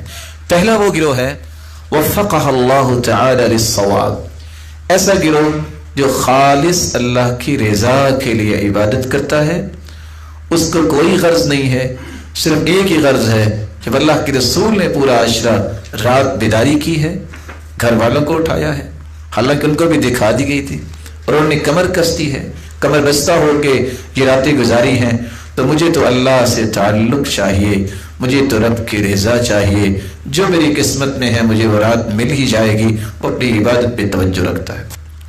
دوسرا وہ گروہ ہے جس کو صرف یہ ہوتا ہے چلو جتنا بھی مختصر ہو جائے، اس سارے مہینے میں کوئی 1-2 راتیں خصوصاً طاق راتوں میں اس لیے جاگتا ہے، چند لمحات قیام کرتا ہے، پھر اس کے بعد گفتگو میں مشغول ہو جاتا ہے، اور بعض تو ایسے لوگ ہیں جو ان مبارک راتوں میں بھی اپنے شوق پورے کرنے سے باز نہیں آتے، کہیں دف چل رہی ہے، نام بھی اسلام کا لیتے ہیں اور اس طرح کی مجالس برپا کی جاتی ہیں۔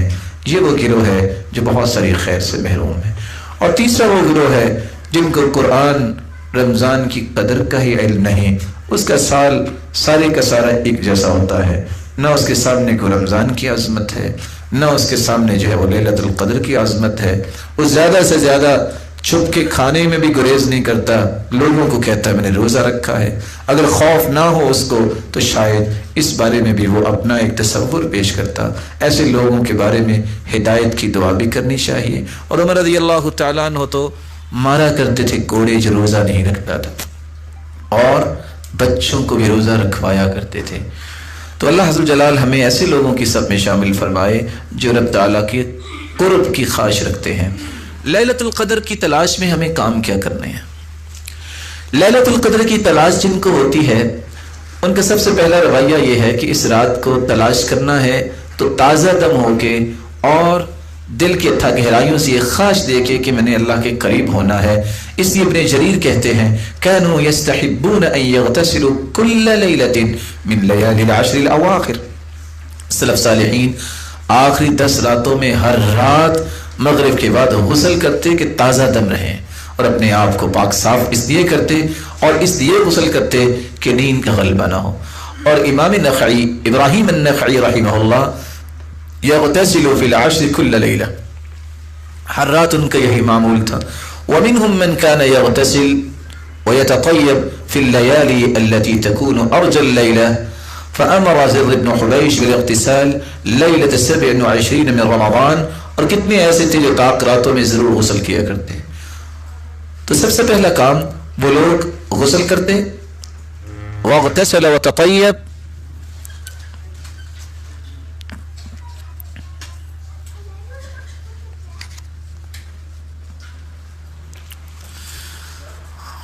اللہ اکبر کبیرا والحمد للہ کثیرا۔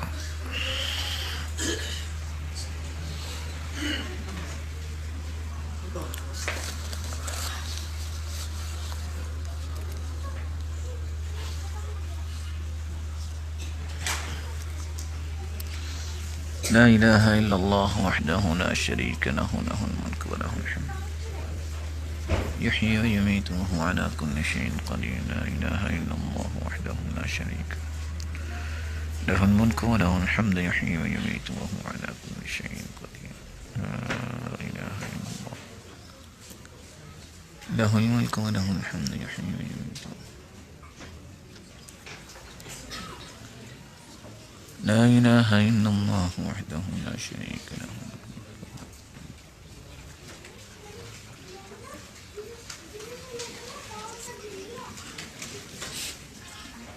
لا إله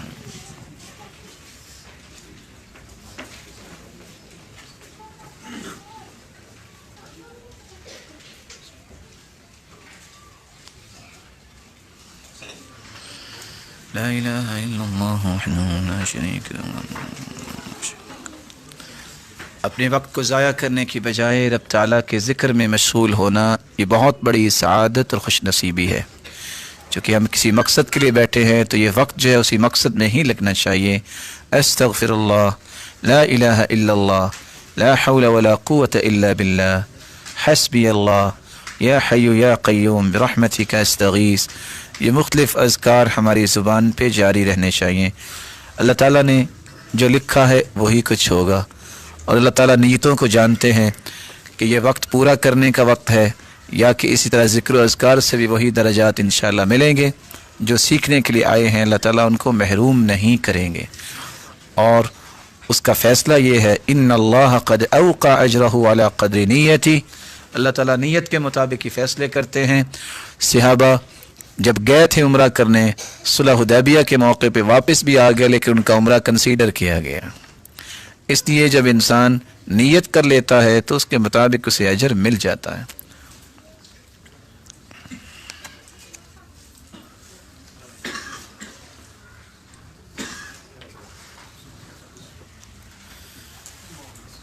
اس لائٹ اور روشنی جانے میں بھی اللہ نے کوئی حکمت رکھی ہوگی۔ کہ اتنی بڑی عظمت والی رات ہے، اگر اس کا کوئی اہتمام نہیں کرتا اور زندگی کے رعنائیوں میں اپنے آپ کو لگائے رکھتا ہے تو میں بڑی بڑی روشنیاں ختم بھی کر سکتا ہوں اور بڑی بڑی آوازیں بند بھی کر سکتا ہوں۔ یہ اس کے فیصلے ہیں اور سمجھانا چاہتے ہیں۔ اللہ تعالی ہمیں اپنے ساتھ جوڑے رکھے اور قیامت کو بھی اپنے دیدار کا مستحق بنائے۔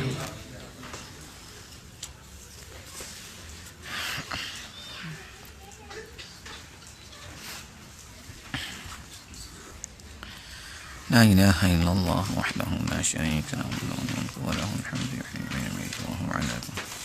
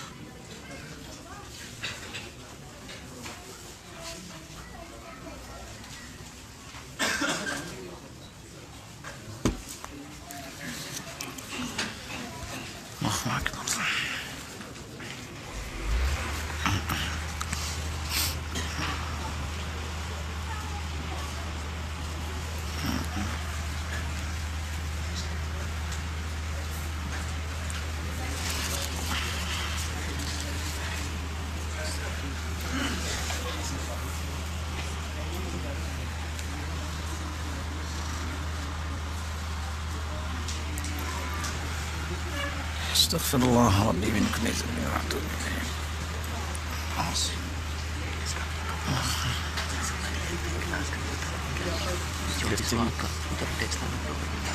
جی میں ٹیکسٹ لانے انشاءاللہ 10 بجے نکلوں گا اور 2 بجے آپ کے پاس پہنچ کے کلاس لوں گا۔ آپ 2 بجے سے 2 سے 4 کر لیجیے، اور اگر سمجھتے ہیں تو 2:30 سے 4:30 کر لیجیے، زیادہ اچھا ہے۔ جی انشاءاللہ آپ 2:30 سے 4:30 کر لیجیے۔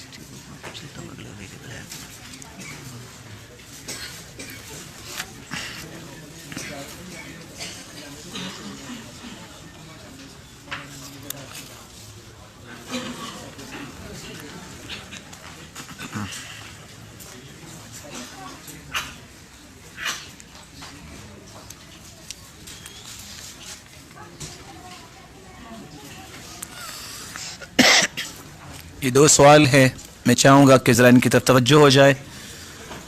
بے اولاد کے لیے کوئی وظیفہ، قرآن مجید کا دیا ہوا وظیفہ سب سے قیمتی ہے۔ وَقُلْتُ اسْتَغْفِرُوا رَبَّكُمْ إِنَّهُ كَانَ غَفَّارًا يُرْسِلِ السَّمَاءَ عَلَيْكُمْ مِدْرَارًا وَيُمْدِدْكُمْ بِأَمْوَالٍ وَبَنِينَ۔ کثرت استغفار، اس سے رب تعالیٰ اولاد سے نوازتے ہیں۔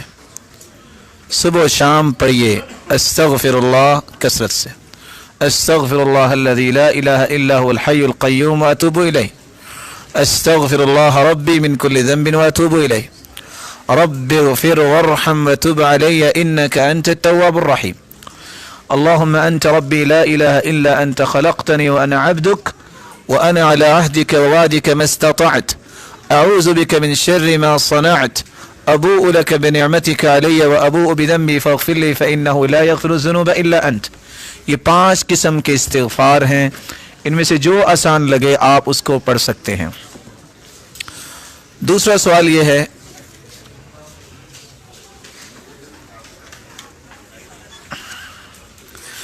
اسلام میں لو میرج کے بارے میں کیا حکم ہے؟ کیا جس کو لائق کرتے ہیں اس کے ساتھ شادی کی دعا کر سکتے ہیں؟ اگر آپ الفاظ کا صحیح چناؤ کر لیں اور اس کا صحیح معنی سمجھیں تو ایک لفظ یاد رکھیے، اسلام نے جتنا نظام دیا ہے وہ اتنا پاکیزہ ہے، اتنا پاکیزہ ہے، اس پاکیزگی کو سامنے رکھا جائے تو یہ لفظ چونکہ غلط استعمال ہوتا ہے، اگر یہ استعمال غلط نہ ہوتا تو ہم یہ کہہ دیتے کہ اسلام کرتا ہی لو میرج ہے، کیونکہ اس کی لو کیا ہے؟ اللہ کا دین، اخلاق، نیکی، پاکیزگی، پاک دامنی۔ اسی لیے تو بنیادیں بیان کی نا کہ وہ کس کے ساتھ محبت کرتا ہے، وہ ان نیکیوں کے ساتھ جب محبت کرتا ہے تو اصل میرج تو وہی ہے۔ اگر انسان کسی کی نیکی خیر خواہی کو دیکھتا ہے اور اس کے بارے میں دعا کرتا ہے تو اس کو کرنی چاہیے، بلکہ سلف تو دعائیں کیا کرتے تھے، یا اللہ ایسا ساتھی دے جو جنت تک میرے ساتھ جائے۔ تو دعا کرنے میں حرج کوئی نہیں، لیکن اس لفظ کو استعمال کرنا یا اسی طرح اس لفظ کے استعمال کے بعد اس طرح کے رویے اختیار کرنا جو ارینج میرج نہیں ہوتی، اس طرح کی غلط راہ ہوتی ہے، اس سے بچنا چاہیے۔ اس لیے ابن باز رحمۃ اللہ علیہ کہا کرتے تھے، یہ جو ہم پھول دل بنا کے بھیج دیتے ہیں یا کہیں لگا دیتے ہیں، یہ مومنوں کے لائق نہیں ہے۔ دل کے اندر لکھا ہوتا ہے اللہ، دل کے اندر لکھا ہوتا ہے محمد صلی اللہ علیہ وسلم، یہ اللہ اور اس کے رسول کی توہین نہیں کرنی چاہیے۔ بلا شبہ دل میں محبت اللہ اور اس کے رسول کی ہے، لیکن جو عام لوگ ہیں، جن لوگوں نے یہ شعار بنا لیا ہے غلط محبت کا، دل بھیجنا یا دل بنانا، ایک سچے مومن کو یا اپنے رب کے بارے میں اور اللہ کے محبوب کے بارے میں یہ رویہ نہیں کرنا چاہیے۔ اس لیے جہاں بھی ایسا لکھا ہو اس سے گریز کرنا چاہیے۔ اگر جوانی میں سر کے بال اور داڑھی کے بال سفید ہو تو مارکیٹ میں بال برو اور بلیک کرنے والے ہیئر کلر موجود، ان کو لگانا جائز ہے۔ تو یہ براؤن اور بلیک جو ہے، بلیک سے بچا جائے، باقی آپ کلر استعمال کر سکتے ہیں۔ امام کے پیچھے رکوع کے بعد ہاتھ باندھنا کیسا عمل ہے؟ امام کی اطاعت کے حوالے سے اگر کوئی باندھ لے تو ٹھیک ہے، نہ باندھے تو پھر بھی ٹھیک ہے۔ کیوں؟ آپ صلی اللہ علیہ وسلم کی جتنی نماز بیان کی گئی اس میں ہاتھ باندھنے کی صراحت موجود نہیں، اور رسول اللہ صلی اللہ علیہ وآلہ وسلم کی ایک روایت ہے جس کو سنن نسائی میں لایا گیا ہے کہ آپ جب بھی قیام کرتے تو آپ ہاتھ باندھتے تھے۔ اس سے استدلال کرتے ہوئے بعض نے کہا کہ ہاتھ باندھنا چاہیے، اور آپ اسی طرح رکوع کرنے کے بعد واپس اسی طرح جیسے ہڈیاں تھی واپس چلے جاتی، اس سے استدلال کر لیا، جبکہ یہ استدلال کی وجہ سے ہم کسی کا انکار نہیں کرتے۔ آپ صلی اللہ علیہ وسلم سے جتنی بھی روایات آئی ہیں ان روایات میں اس بات کا حکم نہیں ہے۔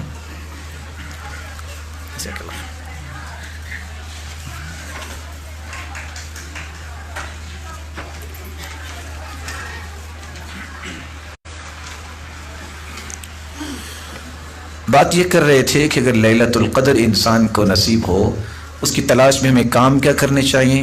میں گنتی کے 5 منٹ میں انشاءاللہ اس کو مکمل کرتا ہوں۔ سب سے پہلا کام، سلف صالحین غسل کا اہتمام کیا کرتے ہیں۔ آج یہ بھی رویہ آپ کو دیکھنے کو ملے گا، جس نے اعتکاف بیٹھنا ہوتا کہتے ہیں یہ غسل نہیں کرے گا، اور یہ رویہ درست نہیں ہے، پاکیزہ انسان کو رہنا چاہیے۔ دوسرا رویہ جو ہمیں اختیار کرنا چاہیے، تمیم داری جنہوں نے 1000 درہم کا لباس لیا تھا، اور وہ لباس صرف اس لیے پہنا تھا کہ میں نے لیلۃ القدر کی تلاش کرنی ہے اور اللہ کے سامنے خوبصورت ہو کے پیش ہونا ہے، تو ہمیں اس بات کا بھی خیال رکھنا ہوگا کہ ہم اپنے آپ کو اچھے انداز میں رب تعالیٰ کے سامنے پیش کریں۔ تیسری بات جو اس رات ہونی چاہیے، قرآن مجید کی تلاوت قیام کی شکل میں بھی، جس کو تراویح اور قیام کہتے ہیں، تہجد کی شکل میں بھی، اور تینوں نام ایک ہی چیز کے نام ہیں، اور بیٹھ کے بھی انسان کو پڑھنا چاہیے۔ اور سلف کا رویہ یہ ہے، مصنف عبد الرزاق کی روایت ہے 5955 ابراہیم النخعی کے بارے میں، انہ کان یقرأ القرآن فی رمضان فی کل ثلاث، ہر 3 دن میں وہ رمضان کے اندر قرآن ختم کرتے۔ فإذا دخلت العشر، جب آخری عشرہ شروع ہوتا، قرأہ فی لیلتین، تو 2 راتوں میں قرآن ختم کرتے، واغتسل فی کل لیلہ، اور ہر رات غسل کیا کرتے۔ چوتھا کام جو ہمیں کرنا چاہیے وہ ہے ذکر اور دعا، کثرت سے اللہ کا ذکر کیا جائے اور اللہ عز و جلال سے دعا کی جائے، اور دعائیں مختلف جو اللہ کے رسول نے کی ہیں، اور خصوصاً اس دعا کا اہتمام ضرور کیا جائے جو سیدہ عائشہ رضی اللہ تعالی عنہ، انہوں نے اللہ کے رسول سے پوچھا تھا کہ اگر اللہ تعالیٰ کی توفیق ملے اور لیلۃ القدر کی رات پہ میں عبادت کروں تو مجھے کیا مانگنا چاہیے؟ تو اللہ کے رسول نے رہنمائی دی تھی، وہ دعا سکھائی تھی जो हर मुसलमान को याद होनी चाहिए, और मुझे उम्मीद है कि आप सबको याद होगी। अल्लाहुम्मा इन्नका अफ़ुव्वुन तुहिब्बुल अफ़्व फ़अफ़ु अन्नी। ए अल्लाह, तू मुआफ़ करने वाला है, तू मुआफ़ी को पसंद करता है, तो मुझे भी मुआफ़ फरमा दे। इस हदीस के अंदर बहुत से राज हैं। सैयदा आयशा रज़ियल्लाहु ताला अन्हा की इंतहा दर्जे की हिर्स देखिए कि वह हर वक्त वो बात पूछती जिससे उम्मत को नफ़ा मिल जाए। और इस हदीस के अंदर आफ़व का जो सवाल है, फ़अफ़ु अन्नी, ये यहाँ ही क्यों है? बावजूद इसके कि हमें मुआफ़ात और मुआफ़ी का तो हर वक्त जो है हमें ज़रूरत है, इस रात क्यों? क्योंकि अल्लाह अज़्ज़ल जलाल के पैगम्बर ने बार बार अपने चचा से कहा था, सलिल्लाहिल अफ़्व वल आफ़िया, चचा ज़्यादा से ज़्यादा मुआफ़ी अल्लाह से मांगा करें। इब्नुल क़य्यिम फरमाते हैं इस रात में इसका क्यों अल्लाह के रसूल ने तवज्जो दिलाई। इंसान जितने भी इनामात ज़िंदगी में हासिल करता है वो अल्लाह की तौफीक से हासिल करता है। सारा रमज़ान वो मेहनत करता है, लेकिन अच्छे लोगों की यही आदत होती है, फिर भी वो कहते हैं या अल्लाह अगर कोई कमी कोताही रह गई है तो माफ़ कर दे। और यही असल अबूदियत है कि इंसान तक़सीर का एतराफ़ करे कि अल्लाह मुझ में बहुत सारी कमी है। सारी ज़िंदगी फरिश्ते इबादत ही करते हैं, कोई रुकू में पड़ा है, कोई सजदे में है, और हदीस तो ये कहती है कि आसमानों में 4 उंगलियों की जगह खाली नहीं है, कोई रुकू में है, कोई क़ियाम में है, कोई सजदे में है। लेकिन क़ियामत के दिन फरिश्ते भी कहेंगे मा अबदनाका हक़्क़ इबादतिक, अल्लाह हम तेरी इबादत का हक़ अदा नहीं कर सके। तो हक़ यही बनता है कि आखिरी अशरे में कसरत से यही दुआ की जाए। इसमें एक अदब भी सिखाया गया है, जब तक किसी दुआ में अल्लाह की तारीफ ना की जाए, दुरूद ना पढ़ा जाए, तो ये दुआ कबूल नहीं होती। दुरूद ना पढ़ा जाए, आसमान तक दुआ पहुंचती नहीं है। तो इसमें देखिए पहले अल्लाह की तारीफ है, अल्लाहुम्मा इन्नका अफ़ुव्वुन तुहिब्बुल अफ़्व फ़अफ़ु अन्नी। तो इसलिए अल्लाह के रसूल सल्लल्लाहु अलैहि वसल्लम ने ये सिखाई। इसमें तारीफ भी है और अल्लाह के साथ हुस्न ज़न भी है। अल्लाह तो मुआफ़ करने वाला है, हुस्न ज़न पैदा हो रहा है, इसलिए तो मुझे भी मुआफ़ कर दे। और इंसान की तो हर वक्त ज़रूरत होती है कि अल्लाह ताला उसे मुआफ़ कर दे। नवाफिल और क़ियाम, इसका भी एहतमाम हो और सदक़े का भी एहतमाम करना चाहिए। और आखिरी बात, कौन से ऐसे अमाल हैं कि मैं लैलतुल क़द्र के बराबर अजर ले सकता हूँ? एक अमल हमने पिछली मजलिस में भी बयान किया, अब्दुल्लाह इब्न मसऊद रज़ियल्लाहु तआला अन्हु की रिवायत, बल्कि 4 रिवायतें पेश की थी। मन सल्ला अर्बअन बअद अल-इशा ला यफ़सिलु बैनहुन्ना बितस्लीमिन अदलना बिमिस्लिहिन्ना फ़ी लैलतिल क़द्र। जो इशा की नमाज के बाद 4 रकते इकट्ठी पढ़ता है, 2 के बाद सलाम नहीं फेरता, अल्लाह ताला इन 4 रकतों का अजर उसे लैलतुल क़द्र की 4 रकतों के बराबर अता करें। दूसरा अमल अब्दुल्लाह इब्न उमर से रिवायत है, और ये रिवायत सहीहा की है 2811, अला उनब्बिउकुम बिलैलतिन अफ़ज़ल मिन लैलतिल क़द्र। अल्लाह के रसूल ने फरमाया कि मैं तुम्हें लैलतुल क़द्र से भी अफजल रात ना बताऊं? हारिसुल हर्स फी अर्ज़ खौफिन लअल्लहु अल्ला यरजिअ इला अहली। ऐसा इंसान जो मुसलमान है, जो इस बात पे अपने आप को लगा दिया उसने कि मैं हिफाजत के लिए रात गुजारूंगा, और उसके दिल में है न जाने में घर वापस आऊं कि ना आऊं, सरहदों पे पहरा दे रहा है। इस रिवायत को देखते हुए मैं कहना चाहूँगा कितने खुश नसीब हैं वो लोग जो आज इस जिम्मेदारी को निभाते हैं। फौज के लोग जिनको अल्लाह ने ईमान दिया, जिनको अल्लाह ने कितना तकवा दिया, और अल्लाह अज़्ज़ल जलाल उनका एतमाद है। नमाज पढ़ने वाले, वो ज़कात देने वाले, वो रोज़े रखने वाले, कुछ पता नहीं घर वापस आना है कि नहीं, फिर भी वो सरहदों पे पहरा देते हैं। ऐसा इंसान की रात जो है वो लैलतुल क़द्र से अफजल है, लेकिन उसके लिए शुरूत वही हैं जो रसूलुल्लाह सल्लल्लाहु अलैहि वसल्लम ने बयान की है। तीसरी बात जो सैयदना अबू हुरैरा रज़ियल्लाहु तआला अन्हु की आपने पिछली मजलिस में भी सुनी, और ये रिवायत भी सहीहा की है 168, कि जब वो रिबात कर रहे थे। रिबात क्या है कि दुश्मन की चाल से बचने के लिए या उसकी शरारत से बचने के लिए पहरा देना। लोग साहिल की तरफ भागे कि कहीं दुश्मन ना आ गया हो, लेकिन बाद में कहा गया कि खैर की बात है, सैयदना अबू हुरैरा वहां रुक गए, सब लोग वापस आ गए। कुछ आप क्यों रुके हैं? कहा अल्लाह के रसूल ने फरमाया था कि जो बंदा एक घड़ी अल्लाह की राह में खड़ा हो जाता है, वो हिजरे अस्वद के सामने लैलतुल क़द्र की रात में खड़े होकर इबादत करने से अफजल है। लफ्ज़ क्या है? मौक़िफ़ु साअ फ़ी सबीलिल्लाह खैरुन मिन क़ियामि लैलतिल क़द्र इंदल हजरिल अस्वद। मुझे यहाँ रुकने दो, मैं लैलतुल क़द्र से अफजल अजर लेके ही वापस जाऊँगा। रब ताला से दुआ है, रब ताला आप सबको ये रात नसीब फरमाए और हम सबको ऐसे अमाल की तौफीक दे जिससे अल्लाह हमसे राज़ी हो जाए। व आखिरु दावाना अल्हम्दुलिल्लाहि रब्बिल आलमीन।